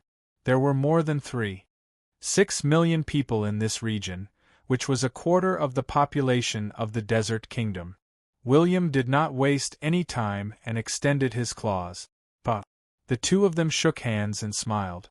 Deal. Vikra had never thought of promising so many cities to William. The Red Fire Kingdom was the main force. The City of Dawn's Legion was here, and he had to pay them every day. But his hesitation would be in vain. He could not imagine how long the war would last if William did not act decisively. If the war dragged on for a year, even if the Red Fire Kingdom conquered all the territories of the Desert Kingdom, it would take decades to recover. So even if he felt heartache, he decided to give 1/3 of the Blackleaf Forest to William. Perhaps they could form an alliance in the future. It was simple. William was very particular. When William became a legendary, he would be more particular. Don't beat him up for the sake of developing the City of Dawn. William wasn't a fool, and he wasn't a heartless person either. He understood Vikru's intentions and agreed to the deal without hesitation. The war has ended. Though the Red Fire Kingdom did not lose many soldiers, they still need to recuperate. Vikru sighed. 5 years ago, the Red Fire Kingdom had secretly annexed Lanyu Grand Duchy. Even though the situation had been alleviated, the development of the kingdom was still limited by its land area. But when the Red Fire Kingdom annexed 2/3 of the Desert Kingdom, he believed that the Red Fire Kingdom would improve further. It would not be comparable to the human empires. At the very least, it would be much stronger than the other human nations. William raised his eyebrows in surprise. There's a human Grand Duchy to the east of the Red Fire Kingdom. It's facing the invasion of the dark creatures. Aren't you going to help? The Empire has ordered that I'm not allowed to. Vikru frowned. He wanted to help, but the Empire would not allow it. William sighed and said, I don't have anything else to do. But the 800,000 chosen ones won't be able to rest. I'll get them to deal with the dark creatures. Very good. The human empire's orders are not binding on the neutral camp like the City of Dawn. But you have to be careful. I heard from my father-in-law that the magic sanctuary is planning to attack you. Vikru took out the local grape wine from the desert kingdom and poured a glass for both of them. William gulped down the wine and licked his lips. You're quite generous. Quite generous? I was thinking of giving you some wine. Forget it. When I said quite generous, I meant that it's not bad. Prepare 2,000 barrels for me. I'll take them with me when I leave tomorrow. William shrugged his shoulders. Vikru spat out a mouthful of wine. He was wrong. William was a shameless person who would not take advantage of the situation. The next day, the prince happily slipped away with 2,000 barrels of wine. Similarly, there were also 6 legendary blood fruits, half of a magical ore vein, and Azir's corpse. As for Gugas and the other epic professionals, William was not interested in sharing them with Vikru. The City of Dawn would not lack epic professionals in the future. Of course, the most important thing was William's territory and millions of people. That was the foundation that William could use to nurture talent. Ding dong. Prompt. You have completed the S-level mission, the Kingdom's Battle Team. Prompt. Mission completion rate is 100%. Prompt. You have 45,000 reputation points in the Red Fire Kingdom. Respect. Prompt. The faction affinity between the City of Dawn and the Red Fire Kingdom has increased to 35,000 points. Respect. The professionals under you can move freely within the faction. Under certain restrictions, they will receive a 10% discount when purchasing items from the faction. Hatred, hostility, unfriendly, neutral, friendly, respect, worship. That was right. This was the first respect level camp affinity that William had obtained. Even the faction affinity between him and the 3 major elves was not that high. It was only 20,000 points. The more powerful the faction, the slower it was to obtain faction affinity. Furthermore, the faction affinity was not personal reputation points. After William and Vikru had killed Azir, their reputation points had increased tremendously. The benefits would be discussed in detail later. But why was it so slow for William to obtain faction affinity? 1. It was because he could not obtain faction affinity in the early stages. Or perhaps he had defeated the faction. 2. It was because the Temple of Light and the human empires were not interested in him. Those who were interested in him were not interested in William, but it was different now. The City of Dawn had risen and become awesome. In the future, it would be able to compete with the human empires. The mission reward had not ended. Prompt. You have obtained 3 million experience points. Prompt. You have obtained the item, Misfortune Dice X3. William ignored the experience points. He looked at the item in surprise. He did not know which ruin the mission system had stolen it from. But it did not look like a good item. He stretched out his hand and grabbed the 3 crystal-like dice. They were exactly the same. There were 6 of them. They were numbered 1, 2, 3, 4, 5, 6. But when he looked at the quality and level, gosh, they were all legendary. Producer? Goddess of Misfortune was awesome. Did she lift her skirt at him again? He looked at the function and effect of the dice. Gonlin Yang. That was unbelievable. William squinted his eyes. This item was much better than the cursed doll. It was easy to understand after looking at his 10 years of history. The rewards for completing missions were very rare. But each item had an extraordinary effect. For example, the luck dice. TSK. It was a perfect match for him. Even the little princess could not use it.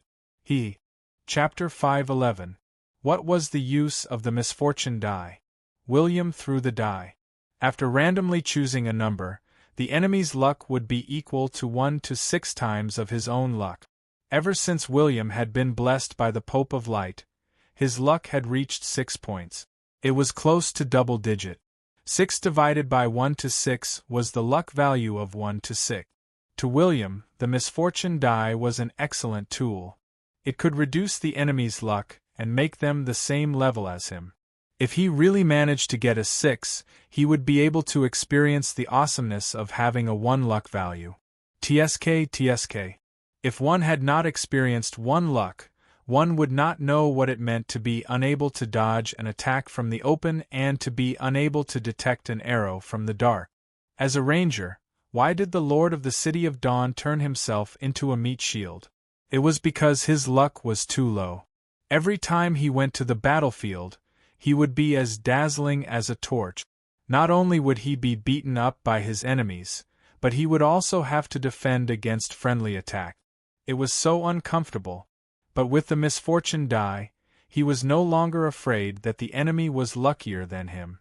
At most, both of them would be beaten up and see who could survive. At this moment, William was heading to his new territory. He wanted to show his face. He relied on his heaven-defying looks and his 403 charm points to win her heart. As long as he toured the 5 large cities and a dozen small towns, he would be able to win over 70% of the commoners. They would have a good impression of him. That was why he did not have to do all kinds of ideological work like the Red Fire Kingdom. Perhaps it would take more than 10 years or even decades for the commoners to forget the blood feud that had led to the destruction of the kingdom. William only needed to show his face. He only needed to see William in the vast sea of people for a second, and that would be enough. The time was short and it was perfect. As for the remaining 800,000 players, William did not need to do much. They took the initiative to send reinforcements to the human nations. As long as the Devil's Den was not destroyed, the second wave of darkness invasion would last for at least a year. Hence, this was a good time for the players to level up and earn money. After that, it was time for William to fleece the Devil's Den, at this moment. Inside the Western Region Magic Sanctuary, Irene was wearing a loose magic robe that revealed her slender thighs and cleavage. She looked coldly at the 3 people beside her and said, "The Lord of the City of Dawn has killed my apprentice and many messengers of the Magic Sanctuary. This matter has caused an uproar in the entire continent. Now, who knows how many powerhouses are saying that we can't do it anymore. The temple emissary was killed, but we don't even dare to take revenge." Hearing Irene's words, the 3 grand mages in the outskirts of the Western region looked at each other. Then, the temple master of the Western Region Magic Temple replied, "Be that as it may, the swords and blades of the human kingdoms have no eyes. We, the neutral forces, should have no complaints if they were killed by a profession of the same rank. Also, we've sent out many experts for you, but it's just too weak." Irene's 9th elder narrowed her eyes. She was the 9th elder of the Magic Sanctuary's headquarters. Her status was no less than that of the Temple Lord of the Western Regions. The Western Region Palace Lord was left speechless, but he was cursing in his heart. "If it weren't for that shameless disciple of yours, would we have sacrificed so many people for you?" It had to be known. The enchanters who had been killed by William were top-notch mages even in the legendary continent. Some of them even had the potential to become legendary and grand magicians. These people were the geniuses of the Western Region Magic Sanctuary. Since William was a member of the main temple, why didn't he recruit them from the main temple? Was it because half of the Desert Kingdom belonged to the Western Region? It was certain that they hated William, but they understood that with the current combat power of the Lord of Dawn, it would not be easy to kill William even if he sent out a dozen epic experts. And the legendary experts did not dare to attack. Even if they hated William, they had to hide it and wait for a good opportunity to attack. Unless they had to look for the reincarnated gods. Irene opened her cherry lip. She wanted to say something, but then she heard a ding-dong sound. She glanced at the transmission scroll, and her eyes lit up. She was no longer aggressive. Instead, she smiled at the other 3 grand mages and nodded. Then, she strode away. The other 3 grand mages did not know what news Irene had received, but a smile flashed on her face. It was obvious that she had found a good way to take revenge. The Lord of the Western Region Magic Sanctuary looked at Irene's back view as she swayed her hips and watched her gradually disappear. He could not help but scold, "Slut, she's probably selling herself again." She sold herself all the way to the great enchanter and even became the 9th elder. This is also a skill. You can't be envious. The deputy lord's mouth twitched.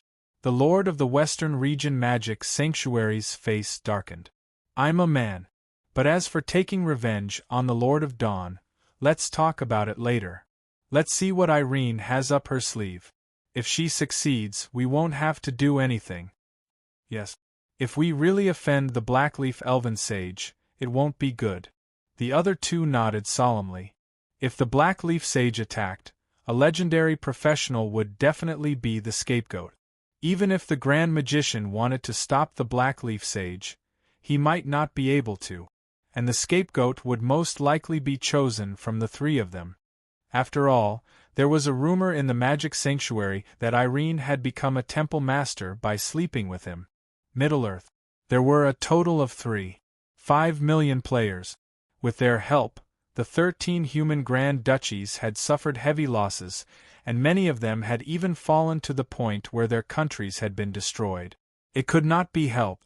Originally, they did not intend to change factions so quickly.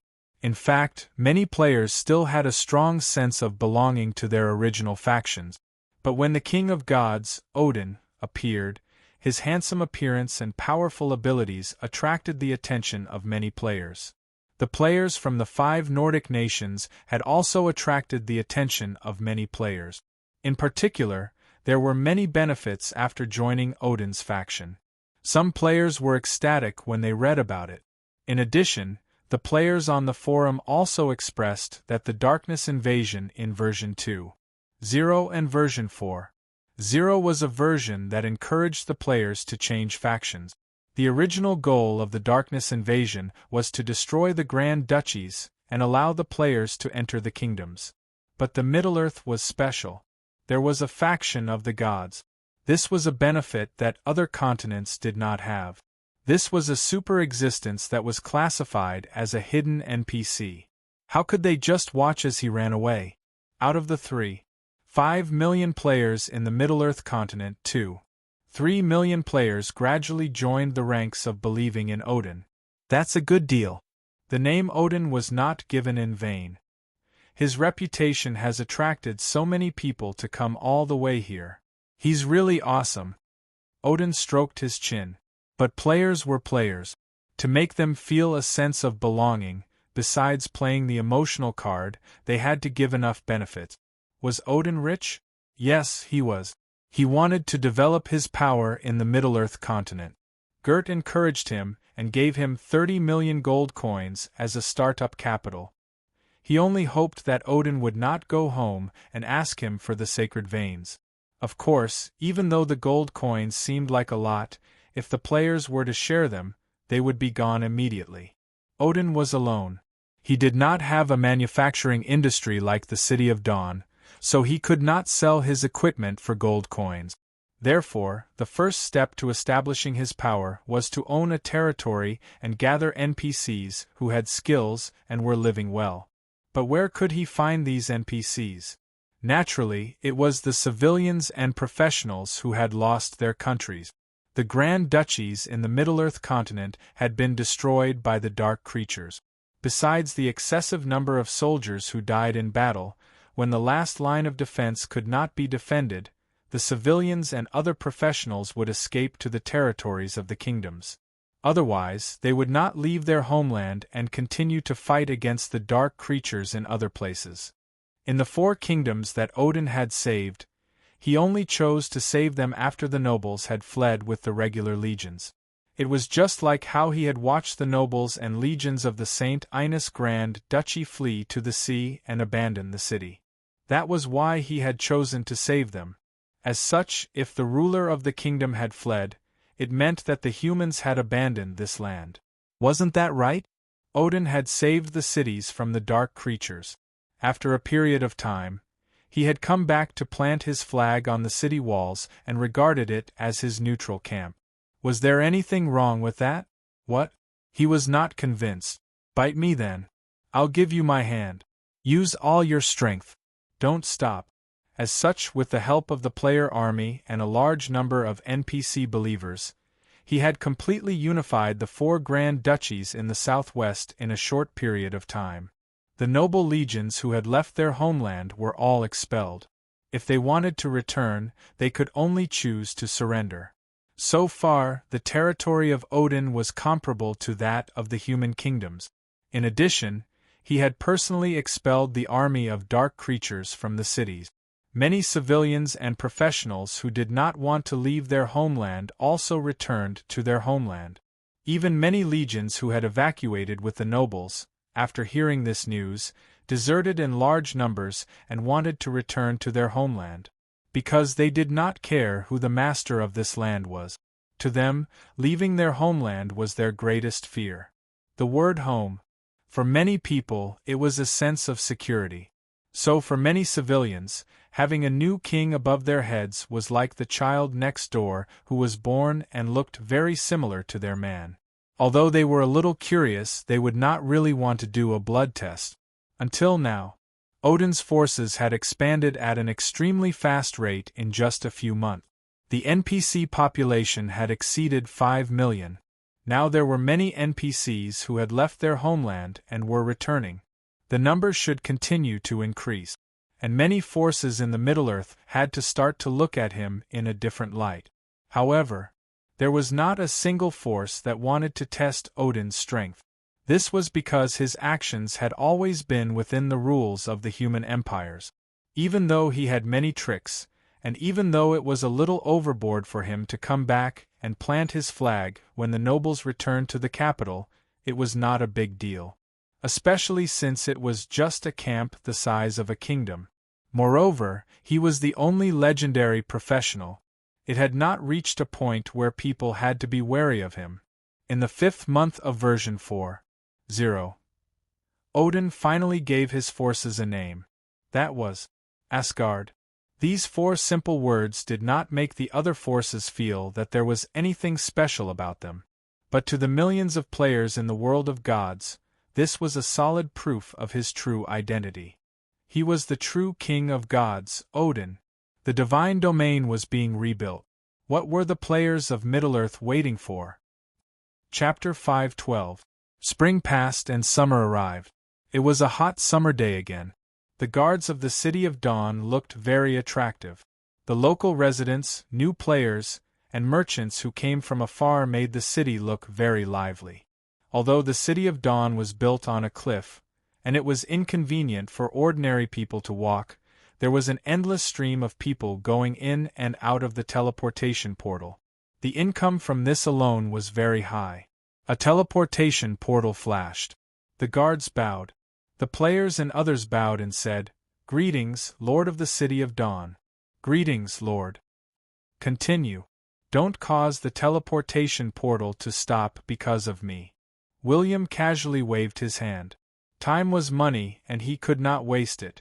Before he left, he muttered, "Should I build a teleportation portal at home so that it won't delay their travel?" Some of the sharp-hearing players heard this and shouted in their hearts, "Boss, do you dare to share some of the money you spent on building the teleportation portal with us?" It was a pity that William did not know how to read mind. Even if he understood, he would not share them. He ignored the new players around him and thought, "You don't do missions or go to the instance dungeon to obtain materials. Instead, you stay in the City of Dawn and stare at the legendary and epic NPCs. Do you really think that everyone is Douglet? Sigh, he's just a lazy glutton, waiting for a pie to fall from the sky." How could it be so simple? Actually, it was William's fault. After he had gained affinity with the 5 cities of the Sand Sea, he had visited the 15 human grand duchies. From time to time, he would give out some strange encounter missions to increase the player's sense of belonging and to intimidate the other mercenaries. But when he saw that the players were so idle, he decided not to give out any strange encounter missions for the next 6 months. When Douglet was mentioned, a beautiful melody was played on the transmission scroll. It was a message from Douglet. But didn't he take the dawn vessel to find the sea god's ruins? How could he send a message from such a long distance? Could it be, gosh, did he bring back the treasure of the sea god? It's not text or voice. It's an image. It's not that simple. William glanced at the surrounding crowd. He tiptoed and transformed into a gentle breeze. He brought a cool breeze to the commoners in the hot summer. Then, he disappeared from everyone's sight. He wanted to find a place to watch the video, but for some reason, he ended up on the moonlight tree. Annie was sitting in a rocking chair with a lot of fruit on her lap. Her cheeks were bulging like a cute squirrel. Well, she was cultivating. According to Little Fairy's words, eating these seemingly precious, yet worthless magic fruits without eating them was her method of cultivation. The little princess glanced at the newcomer in surprise. When she saw William's silly smile, she turned her head and snorted. She was angry. How many days has it been since he last came? He only knew how to fight and kill every day. Don't you know that it's time to go home and visit this princess? Marriage alliance? If you really want to get married, you can continue to live in your shabby 3-story building. William snapped his fingers and took out a blood fruit from his space ring. Here, I don't know if it will work on you, but the quality is very high. Maybe it will work. To think that you still remember me. Annie's eyes lit up with joy, and she quickly reached out to take the bloodline fruit. She then turned around and continued to sulk. But the corner of her mouth curled up into a smile. When William saw this, he patted her xiaonaufu. Before she could reach out to pat his arm, he took a step back and opened the transmission scroll. Buzz. Lines appeared on the magic scroll, forming a human face. Douglas. At this moment, he was on the warship of the Dawn vessel. He was dressed like a pirate, and no one knew where his precious armor had gone. Originally, he wanted to say something, as if he was thinking of something to say. But suddenly, a wave of tens of meters came crashing over, and the warship suddenly shook. William's eyes widened. Is this my fucking battleship? The scene was not right. It turned out that Douglas was standing on a deck with a railing next to it. It looked like his back was against the sea. But then the scene changed. He saw that the dragon head ram that had pierced through the bow of the ship had disappeared. There were holes everywhere on the deck, and more than half of the sails made of fire dragon wings had been destroyed. Douglas's expression changed, and he hurriedly shouted in fear, "Your Highness, help us! We're trapped. There's something wrong with the sea god's ruins. It's an alternate dimension that traps people to death." Then he reversed the scene. William narrowed his eyes. The sky above his head was actually an ocean. Then Captain Jack walked over pitifully and said, "We can enter the alternate dimension, but it's very difficult to get out. We've been trapped here for 3 years. Fortunately, we've found some patterns. Every 3 months, many sea beasts and fish will fall from the sky. It's just enough for us to survive. Originally, we planned to leave, but there were too many people. If either Jack or I left, the warriors wouldn't be able to withstand the next wave. ZZ. I don't know if this message can be sent when the space tunnel opens. We don't have many transmission scrolls left. If Your Highness receives it, you must come to a place about 60,000 nautical miles southwest. You must come to save us. ZZZ. The connection was disconnected. William raised his eyebrows. What was the meaning of this? When the magic scroll was disconnected, it made this sound, just like the broken cable television in the 21st century. It was something that only museums had. This was not the main point, but he had memorized the coordinates. As for why they could be teleported from so far away, it could be that there was too much magic generated in the space tunnel. Hence, there was an incredible magical reaction. Anyway, this was very magical. It was not scientific, but it was normal in the god's continent. I want to go to the sea god's ruins. Annie's eyes lit up. She immediately hugged William's arm and swung it.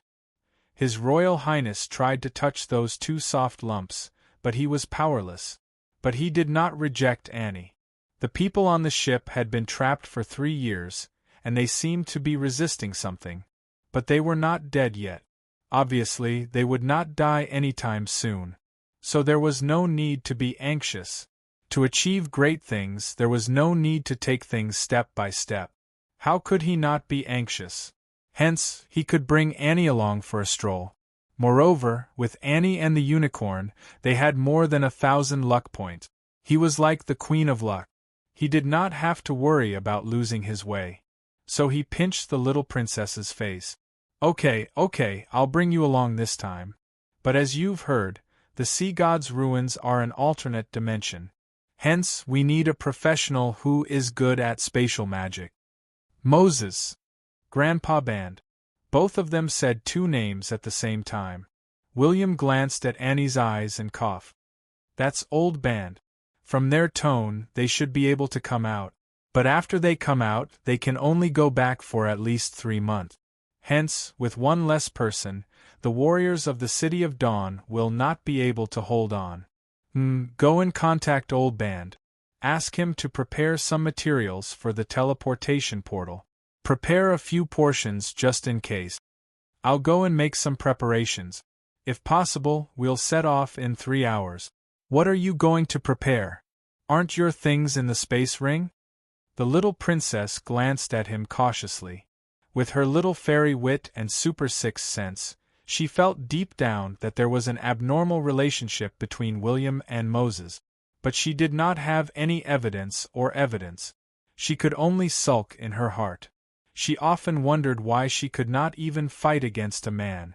This was not scientific. As the prettiest fairy in the City of Dawn, why was she not more charming than a male great enchanter?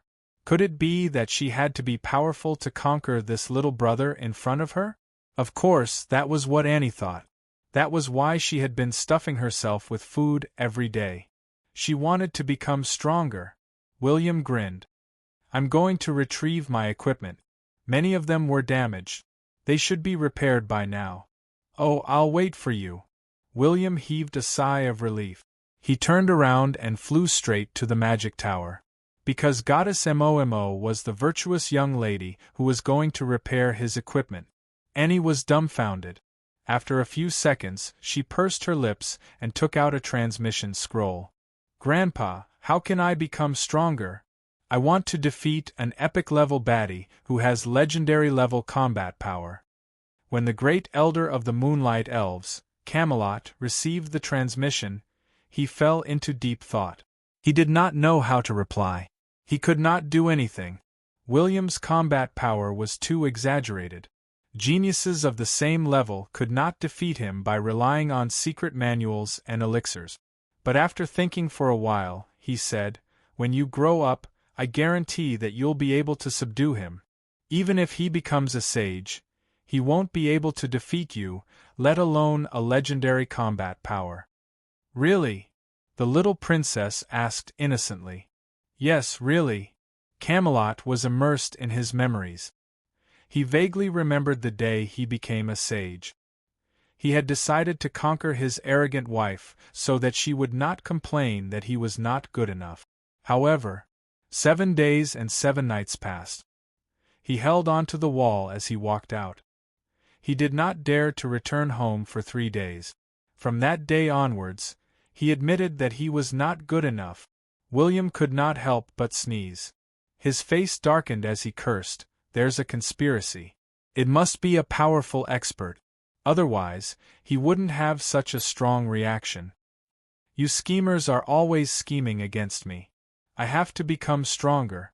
William secretly clenched his fists and decided to work hard. Soon, he arrived at the magic tower. When he entered, he saw Moses sitting cross-legged. She seemed to be meditating, but she also seemed to be practicing something that he could not understand. Moses' figure was perfect. She was curvaceous and extremely seductive.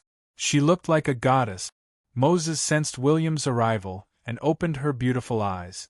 She waved her hand and returned the repaired inner armor and elemental armor to William. She said, "You seem to be in a hurry. What's the matter?" I think you've discovered the sea god's ruins and an alternate dimension. If I can't handle it, I'll look for you. William nodded. They had a good impression of each other, so there was no need to be polite. Oh, the sea god's ruins. Do you need any scrolls? If you can give me some, swish. A space ring was tossed over. William glanced at it and could not help but sigh. So many. Did you give me all your belongings? You provided so many materials. I made these casually. I still have a lot. Moses lazily stretched her back. Even her magic robe could not conceal her graceful figure. William swallowed his saliva and hurriedly slipped away. Moses looked at William's back and raised her eyebrows. She snorted and said, "You have the heart but no guts." Chapter 5:13. There were 3 of them. William, Annie, and Old Band were the rescue team from the Dawn battleship. It was useless to have too many people. It was better to let Burned Cinder, Diablo, and the others deal with the dark creatures that were targeting the neutral camp. Then, they could bring the entire tribe into the City of Dawn. More importantly, the 5 cities of the Sand Sea, the Beast Castle, the East Sea Metropolis, and the Green Light City required epic professionals to guard against the Grandmaster professionals. With the 4 epic professionals assigned to carry out various missions, the City of Dawn did not have many epic professionals left. Just as Annie and Old Band were considering whether they should fly over or open up a temporary space tunnel, something happened. William called out in his heart. Howl! A dragon's roar reverberated in the sky. A majestic dragon flew over from afar. Its metallic wings spread open, and a huge black shadow loomed over the heads of the citizens of the City of Dawn. The citizens felt a strong sense of oppression. The players exclaimed, "I heard from the NPCs that Prince William's black dragon is very powerful. I didn't expect it to become an epic dragon." Dusk dragon? That sounds very powerful. Prince William is a legendary dragon knight. Is he a disciple of the Chuanjian sect? I'm Yanghua. Brother, what's bothering you? Why do you say that? It was a pity that the players did not have to observe for long. 3 figures flew to the back of the dragon. Little Black was a little unhappy. He did not like having so many people on his back. But he could not resist William's power. He could only gently flap his wings. Bang!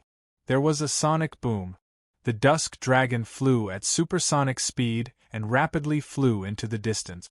The dusk dragon continued to accelerate. It was as if he was up to no good.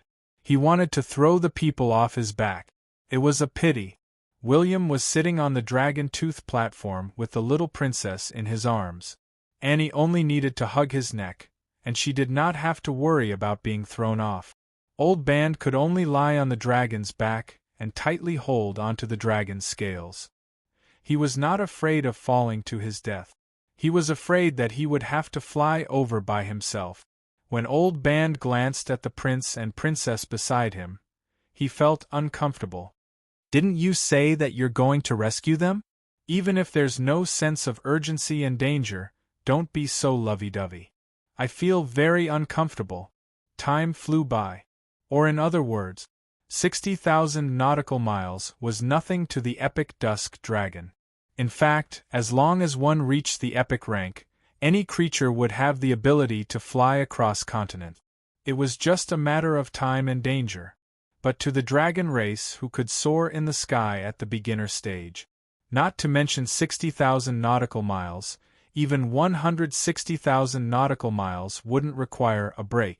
Xiao He flew at supersonic speed like a jet fighter. In a short period of time, it had already approached the coordinates where the Dawn vessel had disappeared. And the magnificent scenery along the way was also stunning. Hundreds of thousands of flying fish leaped from the surface of the sea thousands of meters high in the sky. This school of silver fish was like a flying blade that could easily smash the combat energy shield of a high-rank professional and smash his body into meat paste.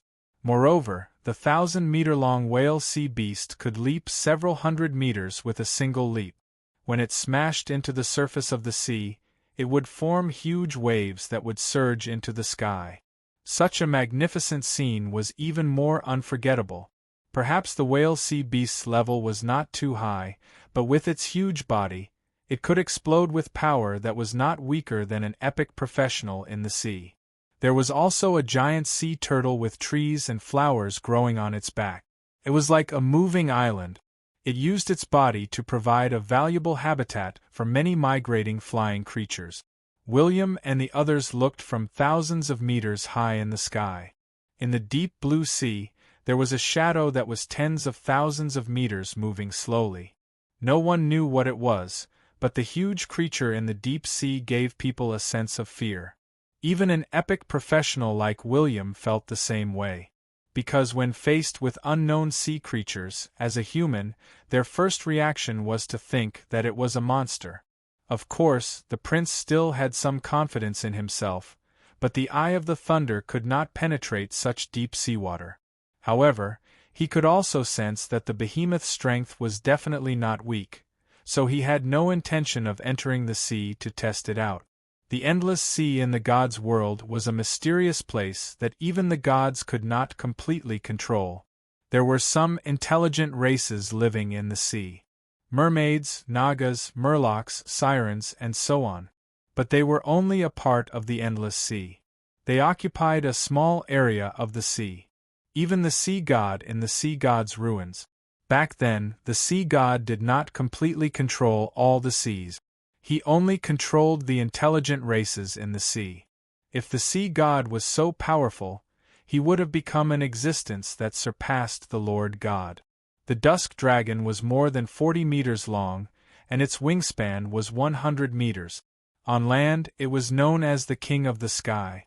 But in the face of the many creatures in the endless sea, it was only small and exquisite. It even gave some marine magical beasts a feeling that it was easy to push down. But it was still a dragon. Its life form was superior to many magical beasts and sea beasts. The quality and quantity of magic in its body were also incomparable to that of ordinary magical beasts. So when Little Black hovered 100 meters high in the sky, the sea creatures swam crazily towards the deep sea as the dragon's power spread. William glanced at Old Band, who was meditating with his eyes closed. It had been half an hour, but Old Band had not found any space fluctuations. William did not know what the space enchanter was doing. Just as William was about to ask Annie to point to a random location, Old Band finally opened his eyes. Old Band finally opened his eyes. He looked to the south and said, "It's not far away. The weak space ripple is under the sea 30,000 meters away. Then let's go." William had an idea. He merged with the dusk dragon and controlled Little Black to fly in that direction. After a few breaths, 3 humans and a dragon arrived in the sky above the sea. Annie touched her nose and said, "There's no aura of living creatures. It's like a dead sea." William nodded. His eyes flashed with electric arcs. He did not see any fishes or sea beasts, not even small shrimps. Then it should be here. Jack said that every time the alternate dimension opens, a large number of sea creatures will fall from it. It has only been 10 hours since they sent the message. The other sea creatures have not arrived yet. Then he looked at Old Band and asked, "The alternate dimension has been sealed. Can we open it?" "Hee, that's easy." Old Band grabbed the air, and the space scepter appeared in his hand. He smiled and said, "Since Prince William has given me the space scepter, it's not a problem. But we have to dive into the sea. It's at least 300 meters deep." "Okay." William patted Little Black's neck. Little Black did not hesitate and dove into the deep sea. The 3 of them did not have to activate their battle energy shield. The dusk dragon did not like to dive into the water, and a transparent magic shield appeared on its body. The 3 humans and the dragon continued to dive. There was less and less light. When they were 100 meters deep into the sea, they could see 10 meters ahead through the dim light. However, when they reached the depth of 300 meters, they could no longer see anything. They could not even see their fingers. Deep in the sea, they could hear their heartbeat. William did not like this feeling and environment. He hugged the uneasy little princess tightly. His body emitted harmless electric arc. Light shone brightly. But looking ahead, it was an endless deep blue. They looked at them from afar. In the depths of this pitch-black ocean, apart from a giant dragon and 3 people quietly floating there were no other fishes or creatures. It was a suffocating and terrifying feeling. Old Band did not like this feeling either. He gulped and quickly waved his space scepter. Waves of space ripples spread out in the deep sea. The buzzing sound spread in all directions. But at this moment, everyone simultaneously felt a fatal aura. It was as if the space ripples were too intense, and it seemed to have awakened a sea monster. The 3 of them were not the only ones who felt this danger. Little Black was also shaking his body uneasily. It was as if a predator was about to devour him. William's eye of thunder glowed. He kept looking around. The danger was getting closer and closer. Buzz! A space vortex suddenly appeared. They were uncontrollably sucked away by a huge suction force. Until they left, a huge tentacle extended from the pitch-black sea. It gently stirred at the position of the space vortex, forming a vortex that even the Dawn vessel could not escape from. Fortunately, it seemed that the food was gone. The tentacle returned to the depths of the dark sea. Chapter 5:14. The spatial vortex appeared suddenly. Before the 3 humans and the dragon could react, they were sucked in by a strong suction force. It was as if they had been stuffed into a washing machine. They felt nauseous and dizzy. After an unknown period of time, when William opened his eyes, he discovered that he was still in the sea. He was still hugging Annie and sitting on Little Black. Old Band had been flung down, but he was not far away. Before they could recover from their shock, a stronger suction force came from the bottom of the sea. When they looked down, they realized that it was not the pitch-black bottom of the sea. It was more like the sky that had broken through the surface of the sea. They did not resist the suction force. They allowed themselves to be sucked out of the surface of the sea. Splash, splash. A loud sound that resembled a wave spread out. On the warship of the Dawn Army, many people looked up at the seawater sky. They saw a huge dragon and 3 figures falling from the sky. It was as if a submarine had suddenly broken through the surface of the sea. But the seawater did not fall. Instead, it fell to the surface of the sea and created waves. The eyes of many warriors of the Dawn Army lit up. Prince William has finally received news. Prince William must have come to find us. It has been 3 years. We're finally going home. I've been eating sea beasts here all day. I'm going to throw up. Food isn't a problem. The problem is that there's no more wine. Many warriors complained. They were trapped here. Eating and defecating were not a problem. The only problem was that there was no more wine. It could even be said that the past 3 years had been a huge opportunity for them. Previously, they were intermediate and advanced professionals. But after being trapped here, they had to eat magical beasts and sea beasts every day. Occasionally, they would defend against the invasion of the sea beasts. Their training speed had increased tremendously. All of them were advanced, and there were more than 500 Grandmaster professionals. All of them had relied on eating magical beasts. Many of them had even evolved their bloodlines after eating too many magical beasts. It was unbelievable. When Douglas saw the black dragon falling from the sky sea, he immediately ordered his warriors to guard the warship. Then, he flew towards William and the others. Although it was fast, it was not as fast as flying at supersonic speed, because the gravitational force of this place made them speechless. The advanced professionals could not fly, and the Grandmaster professionals would be sitting ducks even if they tried to fly. Even the epic professionals could not exceed the speed of sound. Otherwise, it wouldn't have sucked in all the sea creatures and sea beasts above its head. However, the interesting thing was that the seawater in the sky above them was like something from another world. It could never fall into the seawater below. Even if you filled the bottle with seawater and took it down, as long as you let go, the bottle would instantly fall to the surface of the sea above your head. Even if it became a floating bottle, it would not fall to the bottom. William looked at Douglas, who had come to pick him up. He did not have a good expression. From afar, he could see the battered and stranded Dawn vessel. This was an epic-grade warship. With all the materials piled together, it was extremely expensive. But now, the keel was broken, and there were holes on both sides of the ship. Wooden planks could be seen everywhere. It was simply a tragic sight. Ahem, your highness sure came quickly. Douglas chuckled and continued to flatter him. William took a deep breath and felt the abnormally strong gravitational force.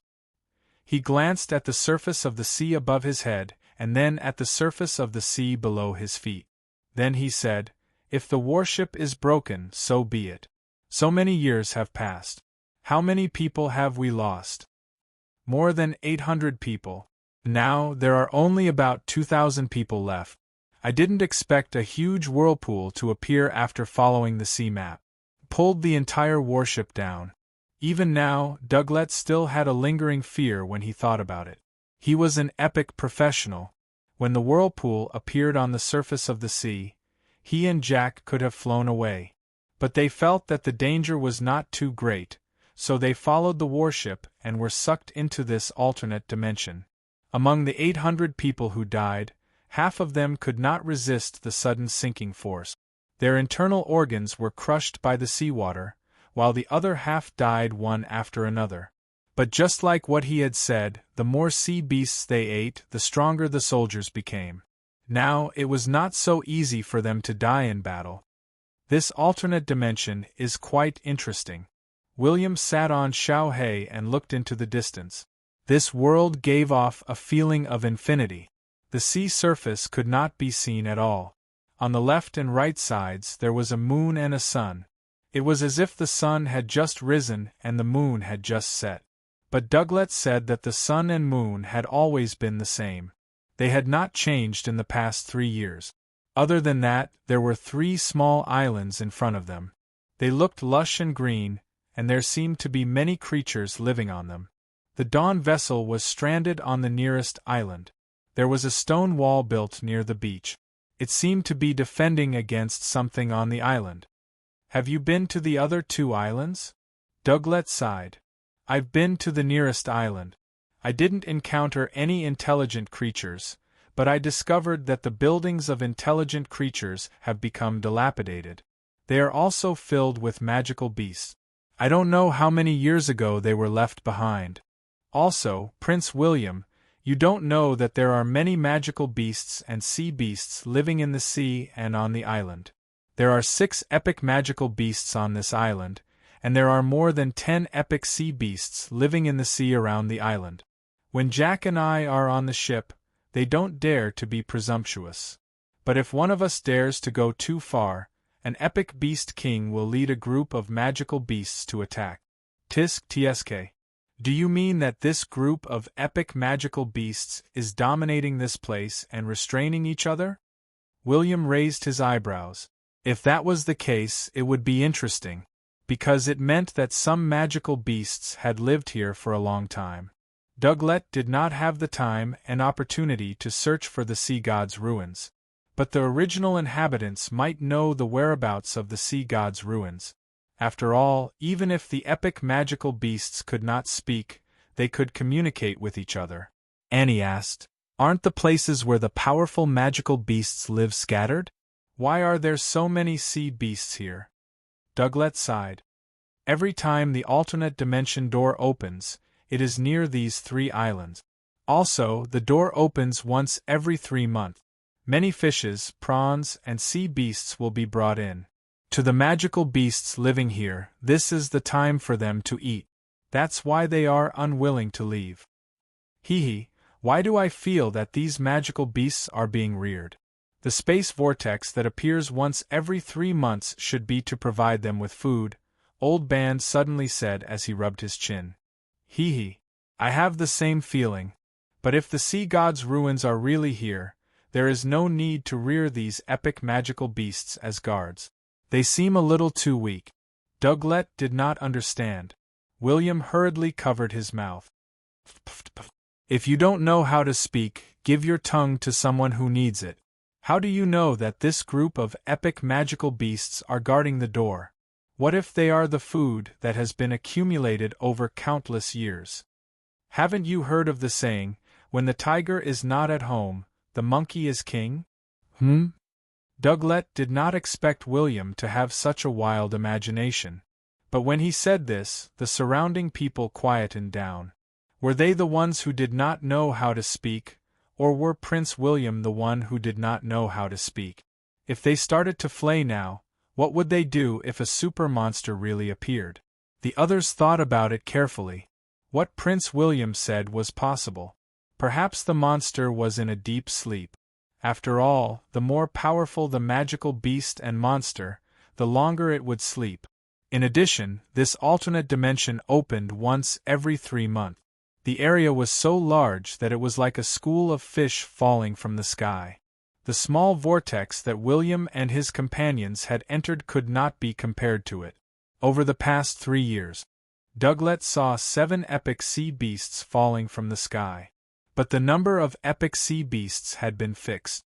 The sea beasts that fell from the sky would be devoured unless they were killed by the original sea beasts. It would not take long for the sea beasts to be filled with epic magical beasts in a few decades. Everyone flew all the way to the Dawn vessel.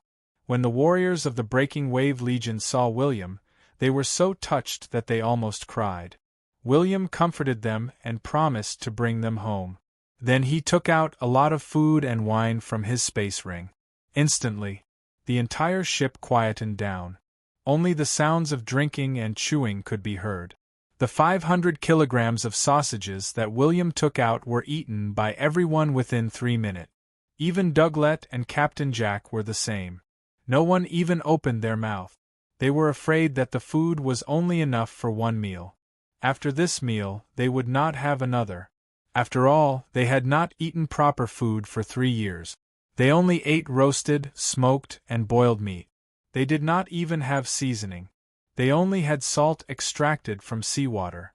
It was a hellish life. One could not imagine how much they looked forward to returning to the human world. Before the rice in the cauldron was fully cooked, some people could not wait any longer. They scooped a big bowl of rice and ate it first. William asked Annie and Old Band to stay here. William rode on Blackie.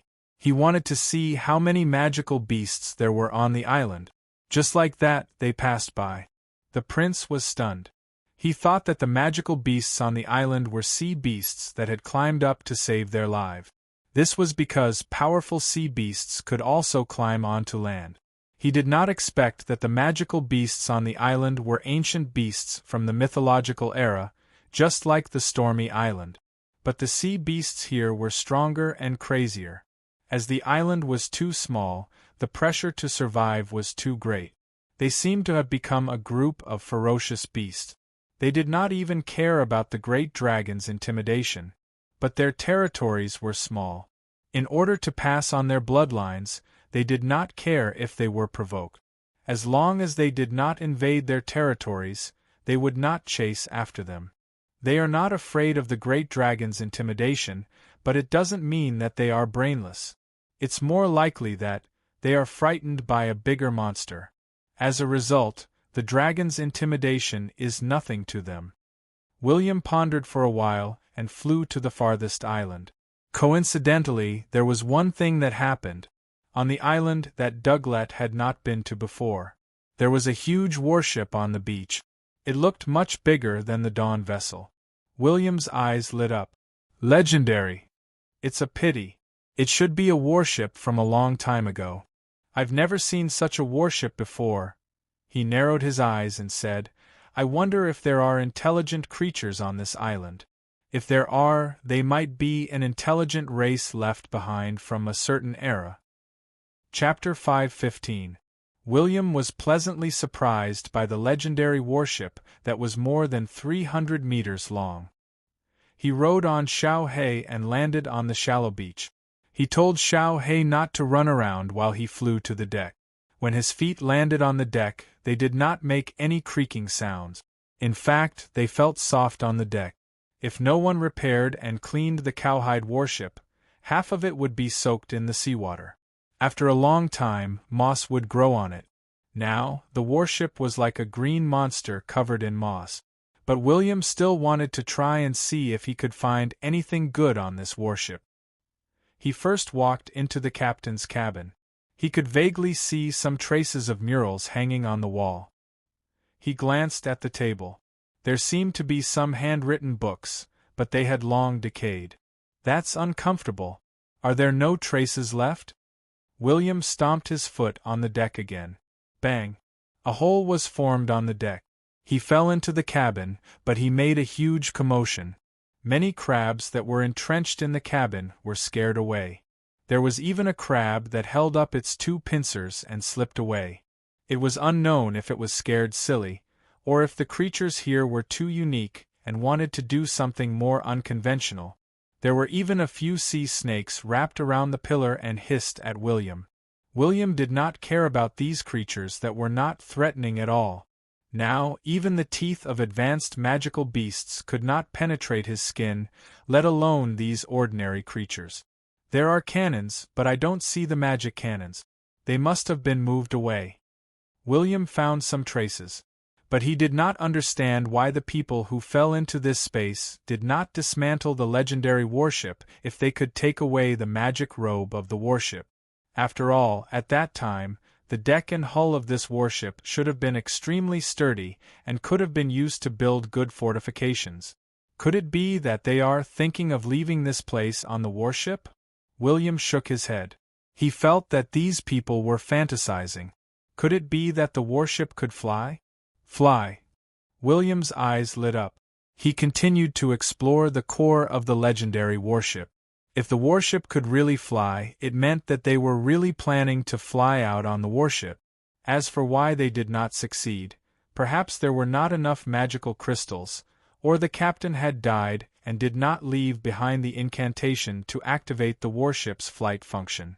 Very soon, kicking and tearing apart everything along the way, he charged straight into the core power system of the battleship. When the last wall was broken through, Yi Shiwen's eyes widened. The long-lost moldy smell appeared. Moreover, this was an enclosed space. In addition, due to the excellent sealing effect, it actually maintained its original appearance. However, when the space that had been sealed for countless years suddenly came into contact with fresh air, some kind of chemical change would definitely occur. For example, the surrounding walls would begin to fade at a speed visible to the naked eye. William could only pray that the changes in the god's world would slow down. He quickly arrived at the location where the core runes were arranged. True enough, a rune arrangement that he had never seen or heard of appeared in front of him. There were transparent magical crystals everywhere, but it looked much more complicated than the core runes of the Dawn vessel. The prince did not dare to hesitate. He immediately took out the crystal ball and recorded the scene in front of him. Then it was just as he had expected. A tinkling sound rang in his ears. Prompt: You have seen the core rune sequence of the amphibious warship. Prompt: You have successfully recorded the core rune order with the engraved crystal ball. You have obtained the Aquair amphibious energy production blueprint. Prompt: The quality of the blueprint is legendary. It can only be used on legendary warships. Gosh, I've made a killing. William inhaled a breath of cold air. Cough, cough. He coughed a few times.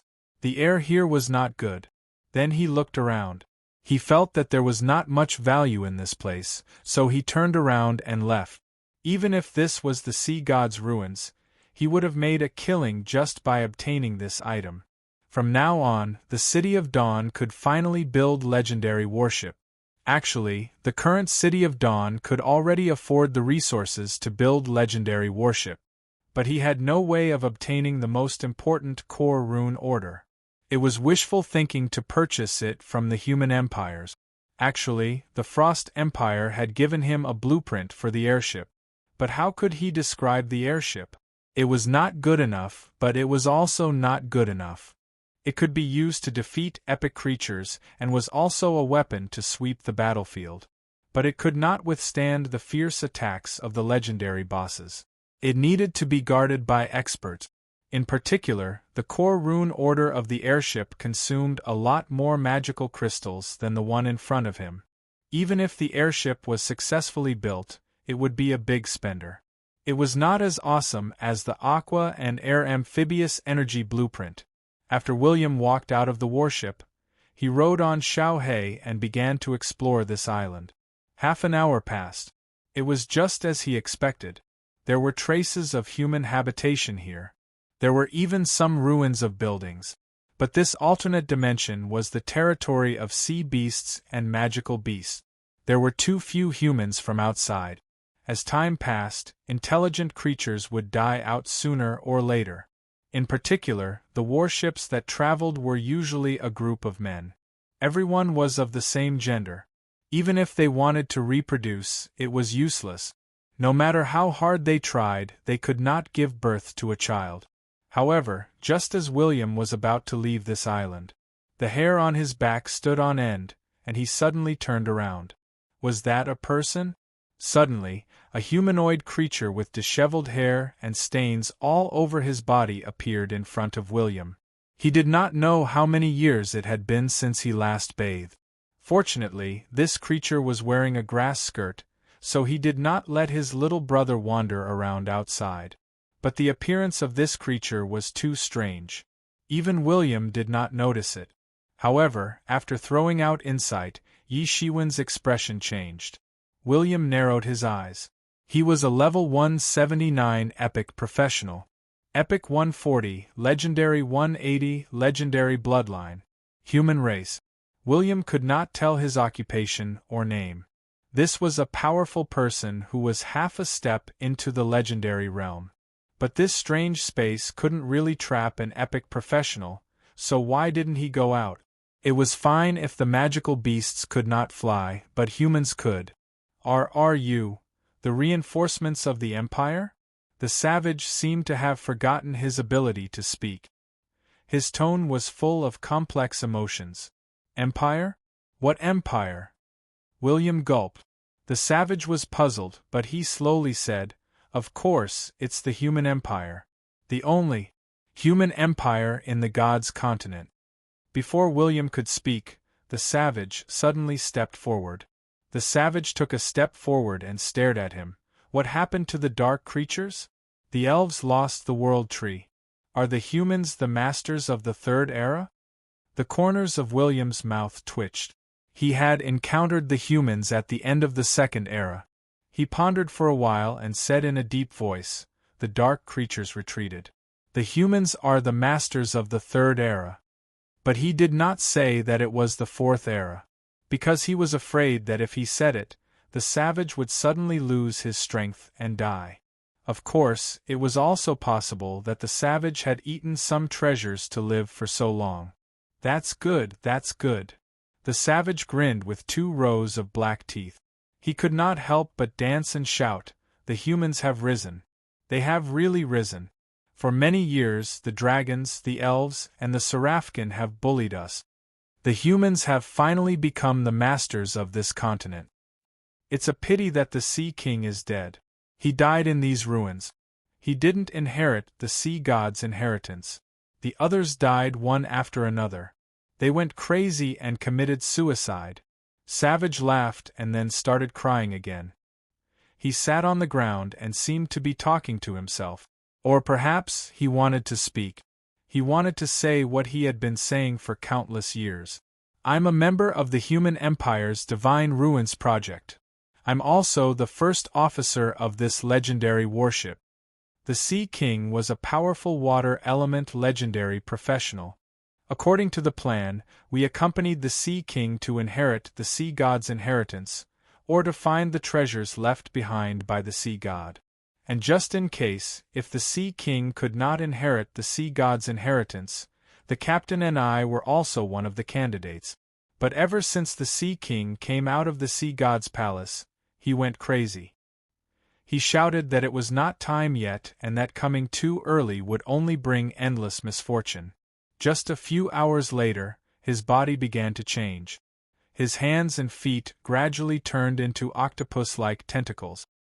His eyes also became blood red, and his body became bigger and bigger. At first, he could still control himself and only devour magical beasts and sea beasts. But not long after, he stared at us and said that in order to protect the sea god's inheritance, he had to kill all of us and not let a single one of us walk out of here. The savage sighed and continued to mutter to himself. Fortunately, the captain was also a legendary professional. The captain used all his strength and risked his life to open the spatial vortex and beat the Sea King out, saving our lives next, because the magical crystals of the warship were exhausted. Some epic professionals went out to find reinforcements when the spatial door opened. Unfortunately, after they went out, there was no news from them. At that time, we were all afraid, because we knew that the Sea King was not dead. He must be guarding outside, waiting for us to walk out to prevent the sea god's ruins from being leaked. William was stunned. The sea god had indeed left behind a monster to guard his palace. It should be the first person to enter the palace. The sea god used some secret technique to turn into a monster to protect his inheritance. He even opened an alternate dimension once every 3 months to feed the monster.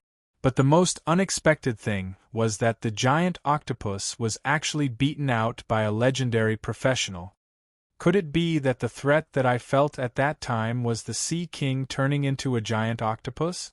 William could not help but shiver. But why did the creature not enter this dimension? Was it still filled with fear towards the sea god, but it had to obey the orders from the bottom of its heart? Could it be that its body was too big to be sucked in by the spatial vortex? William was a little annoyed. If it really had such a big body, it might have become a sage-level monster. He clenched his fist. It seemed that the greatest danger was not in here, but in not being able to get out.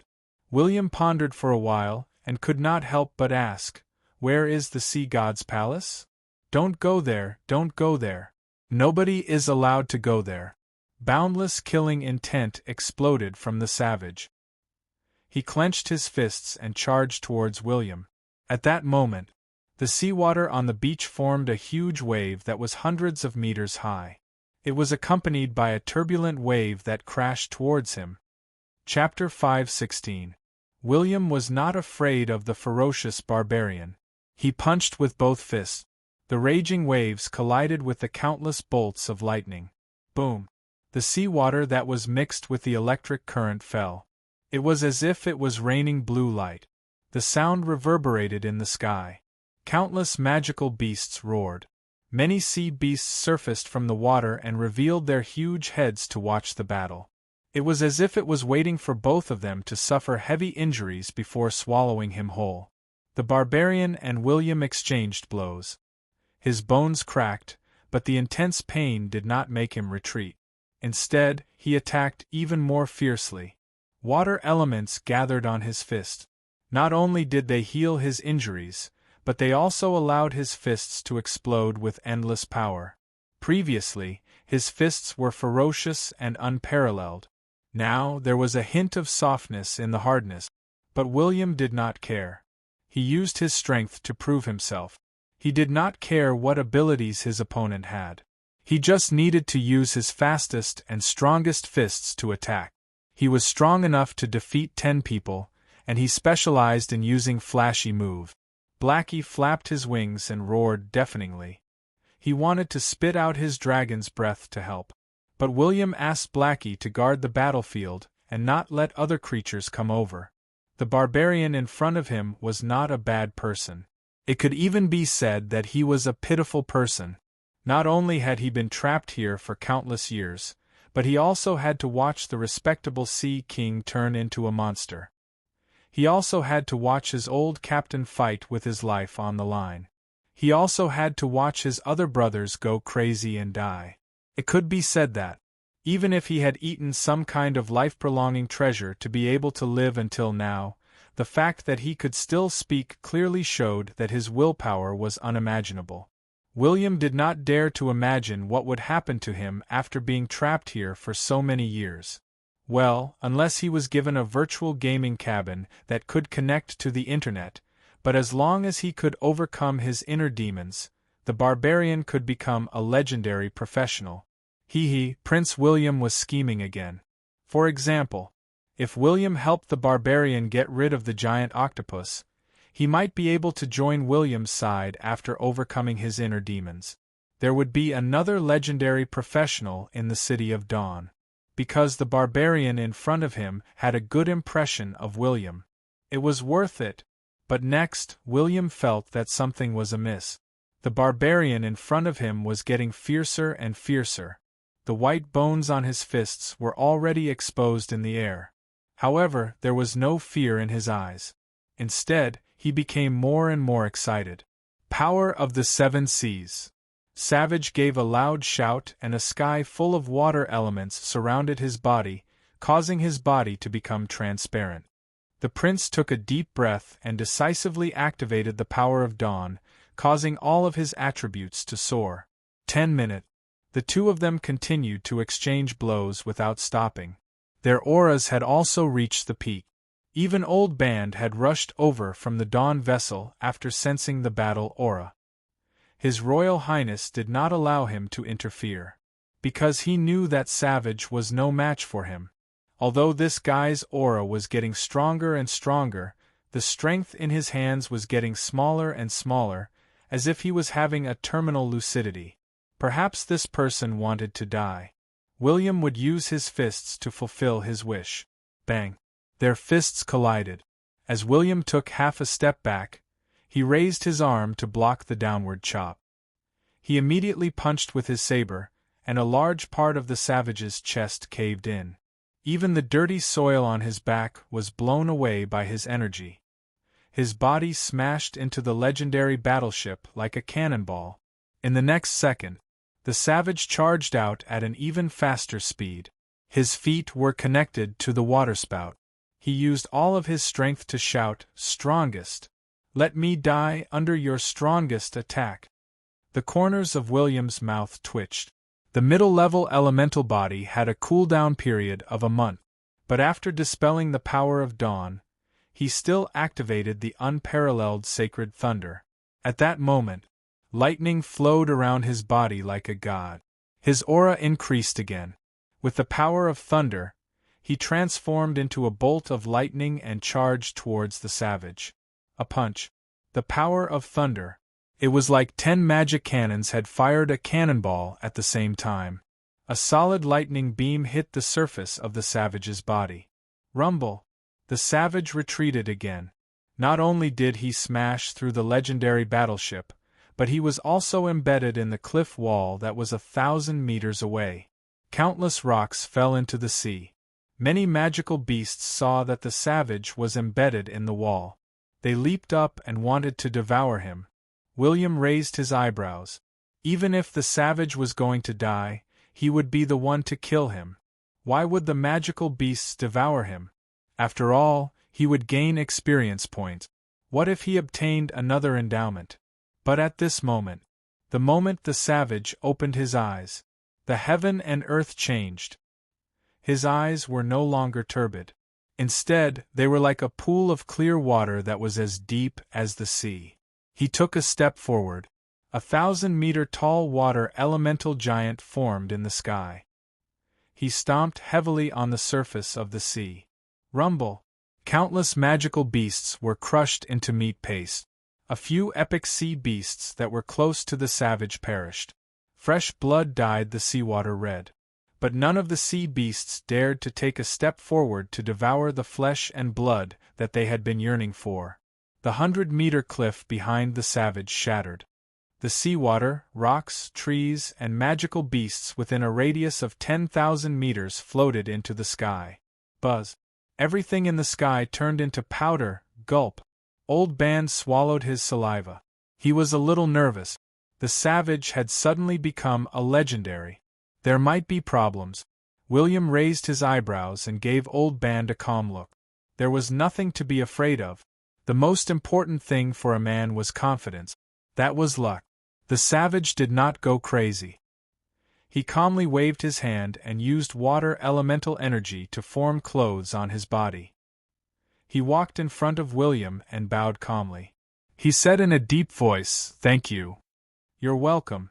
William did not dodge. If not for William's punch, it would have been difficult for him to break through to the legendary realm. The battle between the two of them had unleashed the unhappiness that Savage had felt for many years.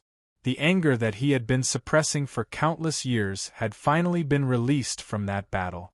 He had wanted to die, but he had broken through in despair. Instead of saying that he was lucky, it was his willpower that had persisted for many years.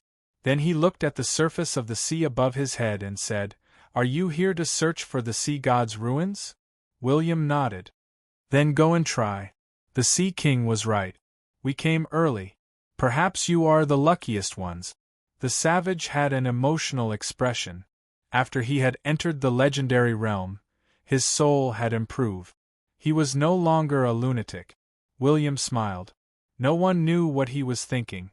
He asked, "You don't intend to inherit the sea god's inheritance?" The savage shook his head and said, "I'm not interested." The Sea King was not interested in inheriting the god's inheritance. Only those who could advance to the legendary realm would not want to inherit the god's inheritance. Only those who could never reach the legendary realm would make such a decision. But the pressure from the dark creatures was too great, so the human empires came up with the god's inheritance plan. They wanted the human race to have many sages in a short period of time to deal with the darkness invasion. "All right, tell me the location. I'll send someone there." William nodded. The savage looked at William in surprise. He knew that William was a thunder element professional, so he was not interested in inheriting the sea god's inheritance. Then he told everyone the detailed route. William pondered and said, "Old band, let Douglet and Jack enter the sea god's palace. See if they have the opportunity."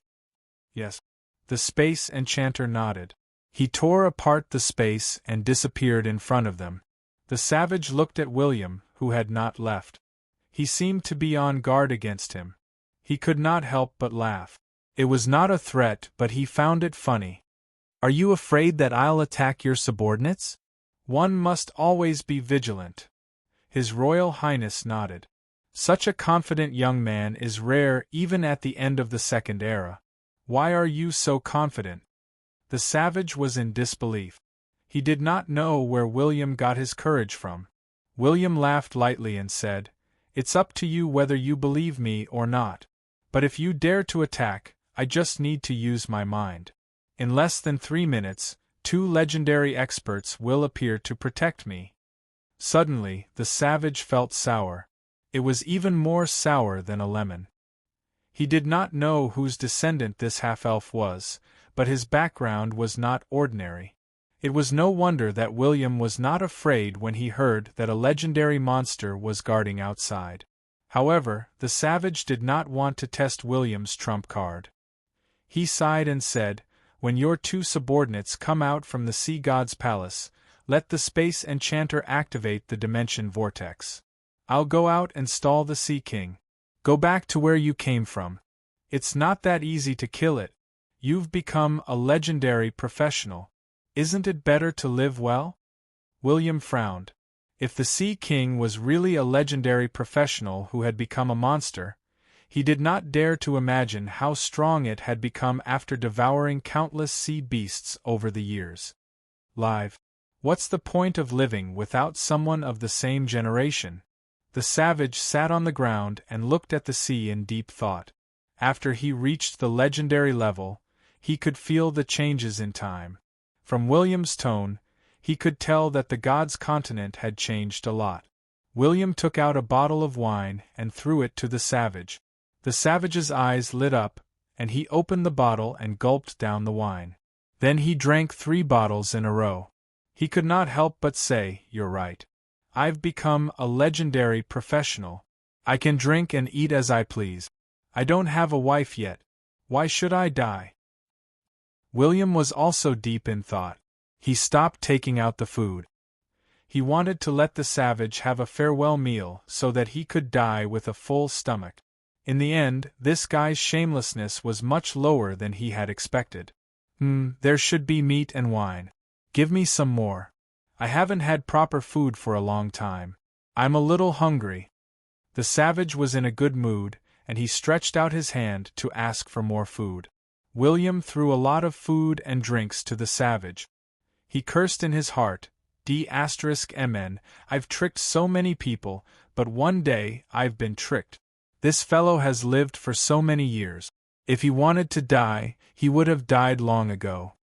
What a strong desire to live." After the savage finished eating and drinking, he noticed that William was staring at him intently. "What's up?" The savage felt that William was up to no good. "You ate and drank from me. You even became a legendary professional with my help. How much do you think this is?" The savage exclaimed and said, "You're too straightforward. I'm going to pee." "Hey, hey, hey, don't pull me. You're already a legendary professional. Help me kill the epic magical beast on the island, and you'll repay half of the favor." The savage pondered for a while and asked, "What about the other half?" "We'll talk about it in the future." "Then, let's talk about it in the future." The savage nodded and started to kill the epic magical beasts in this alternate dimension. Chapter 5:17.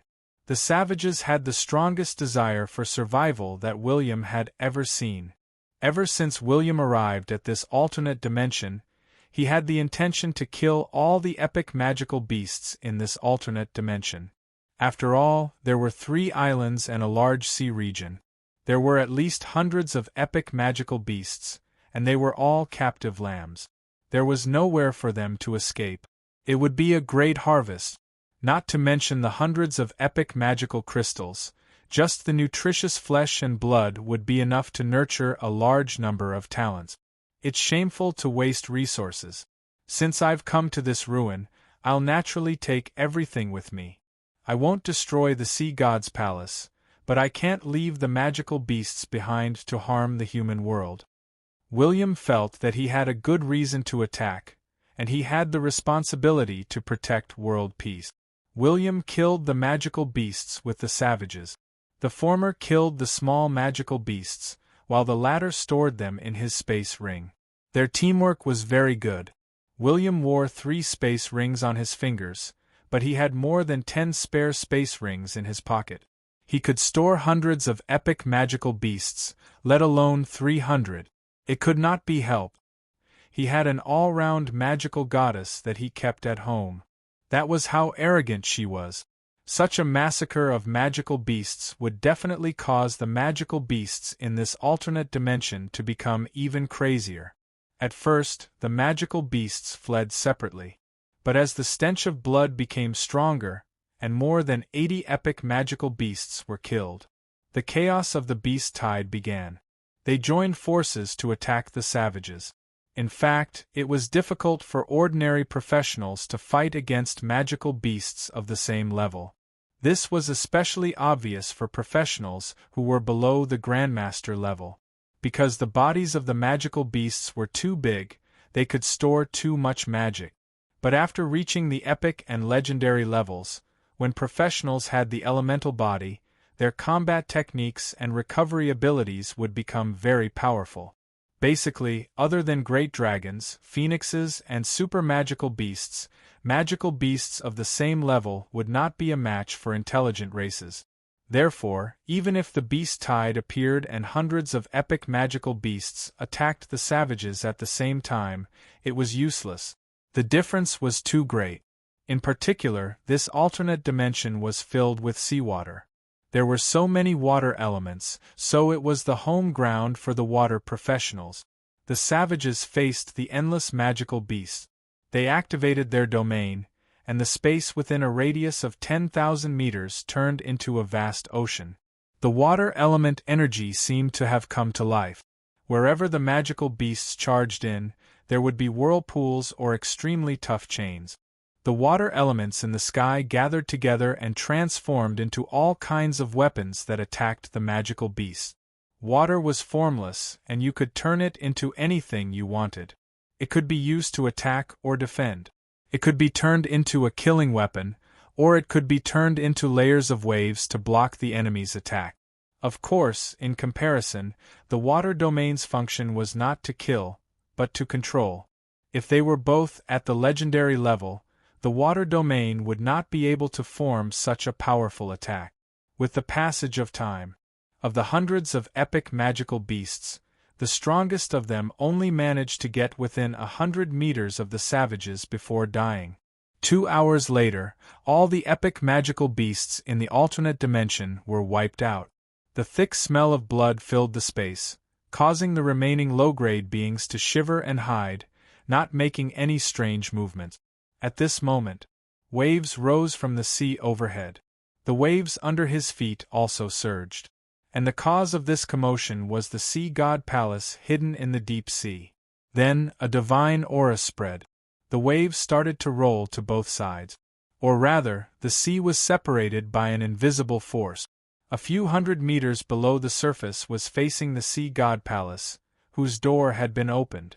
2 figures appeared. Douglas and Captain Jack. The former held a trident that emitted blue light.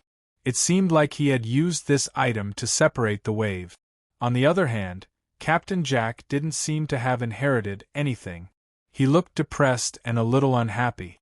But when they saw William and the others, they quickly flew over. Douglas laughed and said, "I didn't disappoint you. I really inherited the legacy of the sea god. There are ways to train from the epic level to the main deity level. Even though it's the god path, I can still learn from the sage path. At least, I feel that it should be easy to become a legendary, especially since I have obtained many treasures." Douglas did not finish his sentence because there was a savage beside them. Looking at how tightly Douglas was holding the trident, it might really be some kind of divine artifact. William fell into deep thought. He felt a little sad. Why was it so easy for others to explore the ruins? Back then, he had been tossing and turning because of the Thunder God's legacy. He had gone to the Temple of the Thunder God and the Thunder region, but he had not obtained it. Was he the reincarnation of a lucky man? Then he glanced at Captain Jack. His hair was tied with many knots, and there were many strange things tied on it. His skin was a little dark and he looked like Sparrow. But from his constipated expression, William knew that he had given it to Captain Jack for nothing. But before Jack said anything, Douglas answered for him. Prince Jack, actually, has obtained a treasure that has the ability to control sea monsters. But it seems that it has been used. Or rather, the sea monster that was controlled by the sea god is not here. He can't sense it at all. When he heard this, William's eyes lit up. He can't sense it now because this is an alternate dimension. Let's go out and try. The savage's mouth twitched. He had also sensed that the treasure might be the thing that controlled the Sea King Octopus. He could not help but feel sad for the Sea King Octopus. Not only had he become a sea monster, but he was also being reared as a pet. There was nothing more unfortunate than this. Just as they were about to discuss something, crack. For some unknown reason, cracks started to appear in the sea god's palace. The waves under their feet kept rolling. There was no wind, and waves that were tens of meters or even hundreds of meters high were everywhere. Perhaps it was an illusion, but the sea level above their heads started to decrease. "The alternate dimension is about to collapse," the savage said when he saw this scene. William was shocked. Perhaps when the two seas merged, the alternate dimension would completely collapse. They had to leave this place now. "Let's go back to the Dawn vessel. We'll leave now," William commanded. Everyone and the small black dragon immediately flew back. As a space enchanter, Old Band had sensed that something was wrong. When he saw William and his companions return, he heaved a sigh of relief. He hurriedly said, "The dimension is about to collapse. We have to leave immediately." William nodded. When the remaining 2,000 sailors were gathered together, the savage volunteered to help. He used a huge bubble to envelop them. In the next moment, thousands of people ascended at the same time. The alternate dimension was collapsing very quickly. Just as the sun and moon on both sides were about to disappear, they finally broke through the gravitational force and entered the seawater above their heads. As Old Band continued to use his space magic, The buzzing spatial fluctuations began to spread out in ripples visible to the naked eye. It seemed that because the alternate dimension was about to collapse, the space vortex that Old Band summoned was too big. Everyone felt a suction force. In the next moment, when they opened their eyes, they were already in the pitch-black deep sea. But at this moment, when William's body emitted light, an enormous deep-sea octopus beast, whose tentacle alone was bigger than thousands of them put together, was actually looking at them from the side. At that moment, everyone held their breath. Some even peed their pants. It was not that the warriors of the Dawn vessel were not brave. They could not take it anymore. It was too terrifying. The two red eyeballs were almost 1/3 the size of the Dawn vessel. The octopus stared at them. The 18 tentacles around it were like mountains. It was too big. They could not take it anymore. It was hard for them to imagine just how powerful this boundless monster was. The dusk dragon was like a frosted eggplant. It transformed into a palm-sized black dragon and quickly hid in William's arms. It did not dare to move. Even the savage, who had become a legendary professional, felt a strong sense of crisis. He could run, but he definitely couldn't beat the opponent. He was a water-type legendary professional. However, the gigantic sea monster in front of them was the transformation of a legendary master named the Sea King. When Captain Jack saw the sea monster, his eyes lit up. He quickly stood up and held a small octopus doll in his hand. He shouted, "I order you to drag us to the surface." The sea monster was very obedient. Or rather, it did not attack them just now because the food in front of it had the aura of its master. When the giant octopus saw the octopus doll, it obediently lowered its head and respectfully used one of its tentacles to drag everyone to the surface. When they saw the sky that they had not seen for a long time, they quickly flew up into the sky. Many of them looked down at the huge shadow in the water and took a deep breath. It was too King scary. Even the prince heaved a sigh of relief with lingering fear in his heart.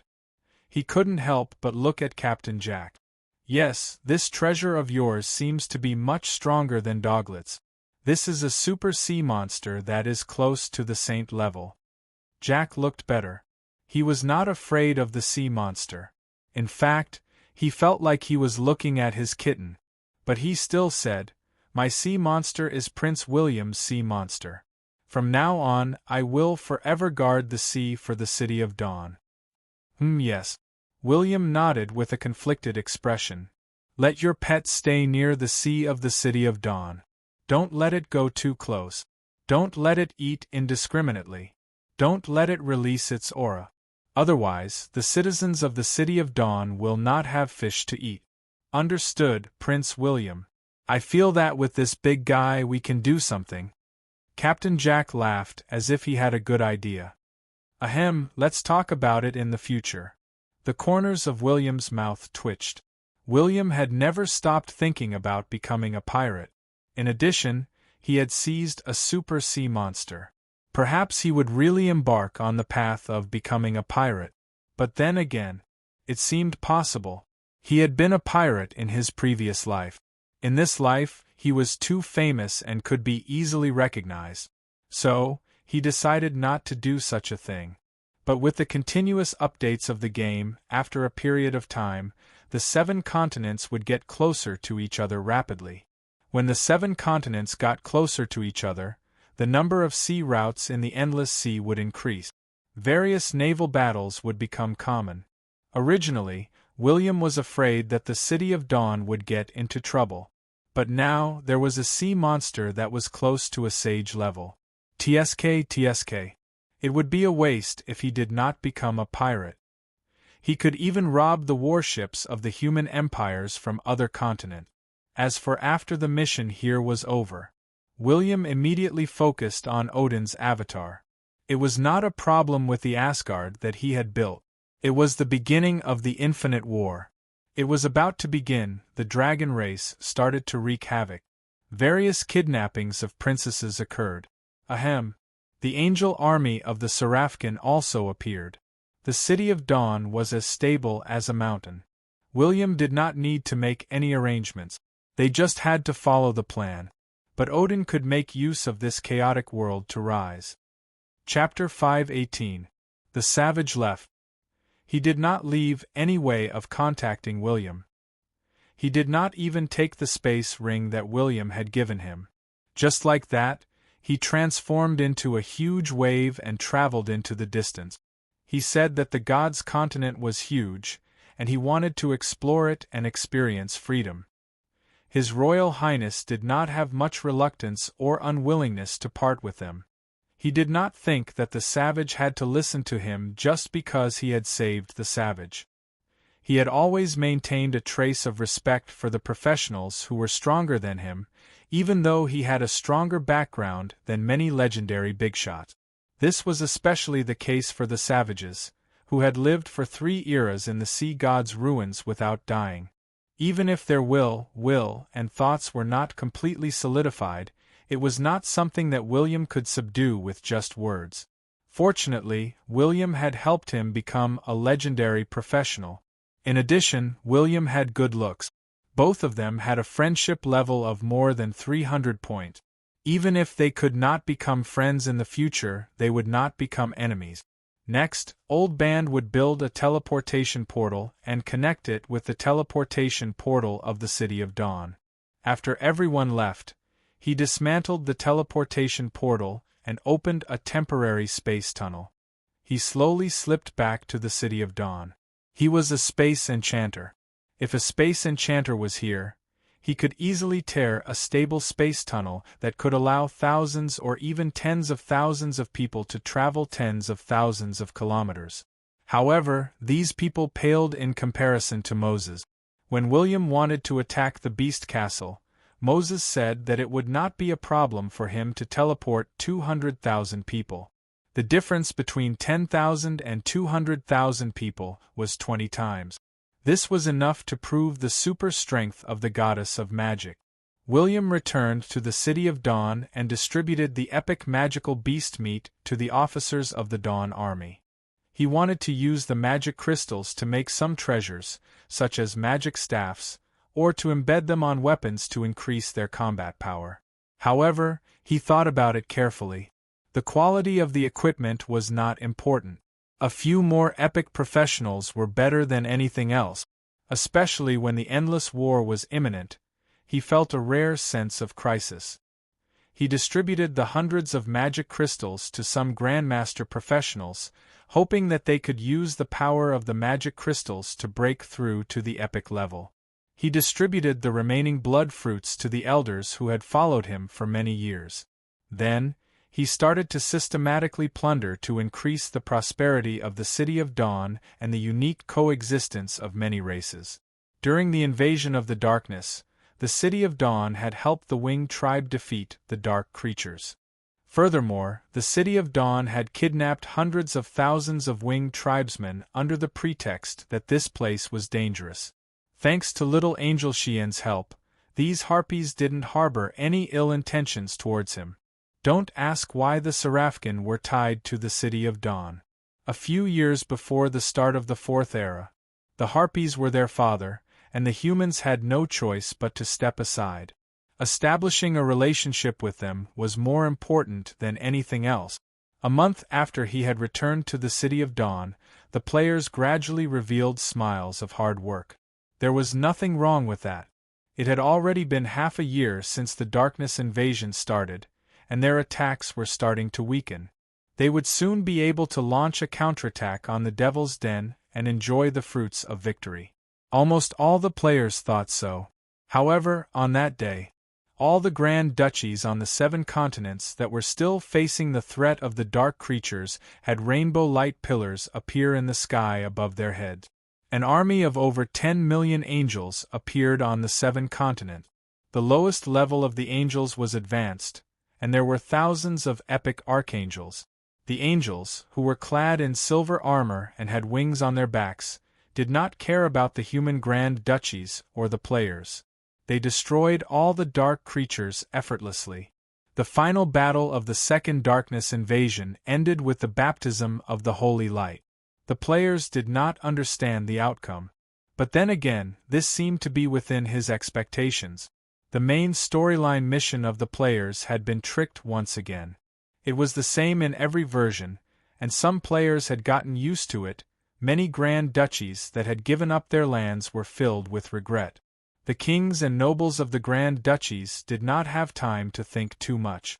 After the angel army killed hundreds of millions of dark creatures, they used a tyrannical method to occupy the land that had been invaded by the dark creatures. What? Did you say that this was your land? Sorry, I only see endless dark creatures here. The land that I have conquered belongs to me. This was similar to what Odin had done. Or rather, Odin had dared to do that because William knew that the winged people would do the same thing. For a moment, the world changed and the winds and clouds were unpredictable. The secret forces on the 7 continents gradually surfaced. Many human grand duchies did not perish, but because of their constant retreating, their lost lands were occupied by the winged people. In the end, only the capital was left. Sooner or later, the human empires would be doomed. The human empires, who were supposed to intervene, did not have the imposing manner that they had in the Third Era. They merely denounced the winged people and left the matter unsettled. Because no one dared to fight for food with an evil dragon that had been in hibernation for countless years. This evil dragon had been in hibernation for too long. It had been so long that ordinary people had forgotten that such a race existed. But the leaders of the various intelligent races would never forget it. The world has changed. William lay on the balcony of the 2nd floor. When he looked at the massacre plains in the south, many winged people were in the sky. They were pointing at the massacre plains and the black lava dukedom. Many angels were also looking at the city of dawn. But they did not come over. They waved their hands and claimed the massacre plains that belonged to the City of Dawn as their territory. That seemed to be the case.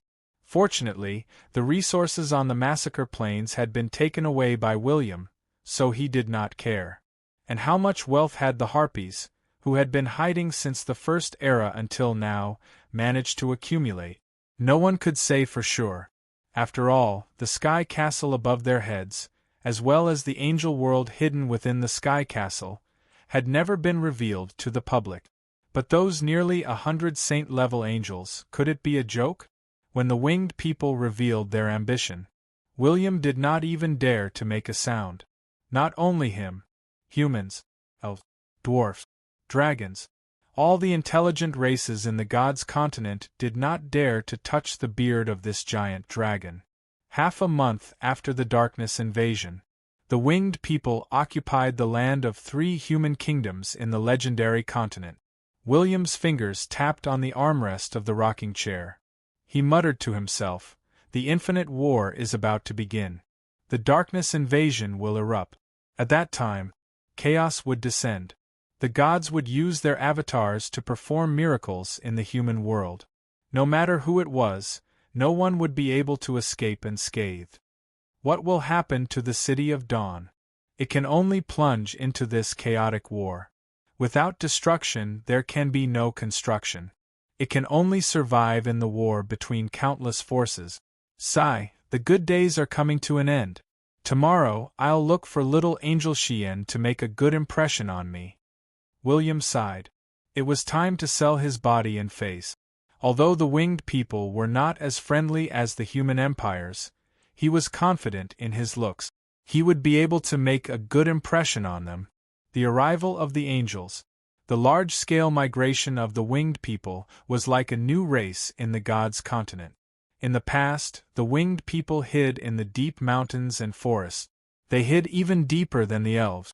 But now, with the appearance of the angels, the winged tribes appeared in front of everyone. There were not many winged people.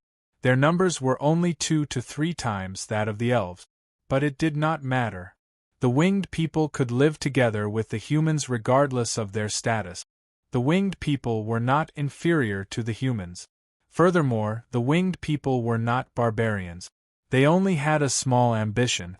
They wanted to become the masters of the Fourth Era. After the darkness invasion ended, the players were unhappy. But now that the powerful winged people had appeared on the continent, many players became excited. They had missions to complete. As the winged people were too few in numbers, they wanted to expand their power.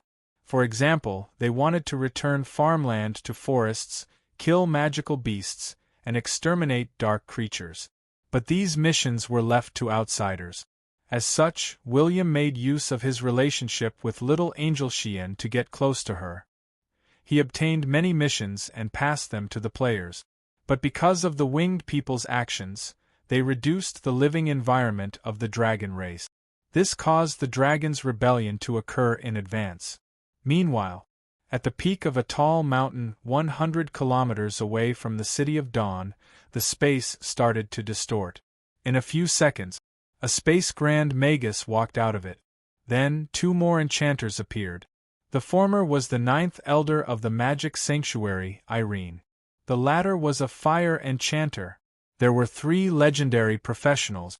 Next, a total of 36 epic professionals walked out. Half of them were not enchanters. They were true warriors. Not all the mercenaries in the mercenary palace were close combat professionals. There were many enchanters and great enchanters, but it was enough to tell. It was not easy for the magic sanctuary to gather these top epic close combat professionals. But in terms of aura, the close combat professionals chosen by the magic sanctuary were definitely not weak. The space enchanter was called Dylan. He was the 3rd elder of the magic sanctuary. It was rumored that he was close to becoming a sage. He calmly looked into the distance and said in a deep voice, "The prestige of the magic sanctuary is not to be challenged. Ever since that person escaped, the magic sanctuary has tolerated him for many years. As a neutral power, the City of Dawn has continuously roped in the Temple of Light, the Palace of Darkness, and the Mercenary Guild. Now, he even dared to kill the sacred envoy of the magic sanctuary. He's courting death. Irene, is William in the City of Dawn now?" "Yes, he's in the City of Dawn now." Irene did not dare to be too frivolous in the face of Dylan's questioning. She quickly nodded. Dylan narrowed his eyes and looked in the direction of the City of Dawn. "Good. Let's kill our way in.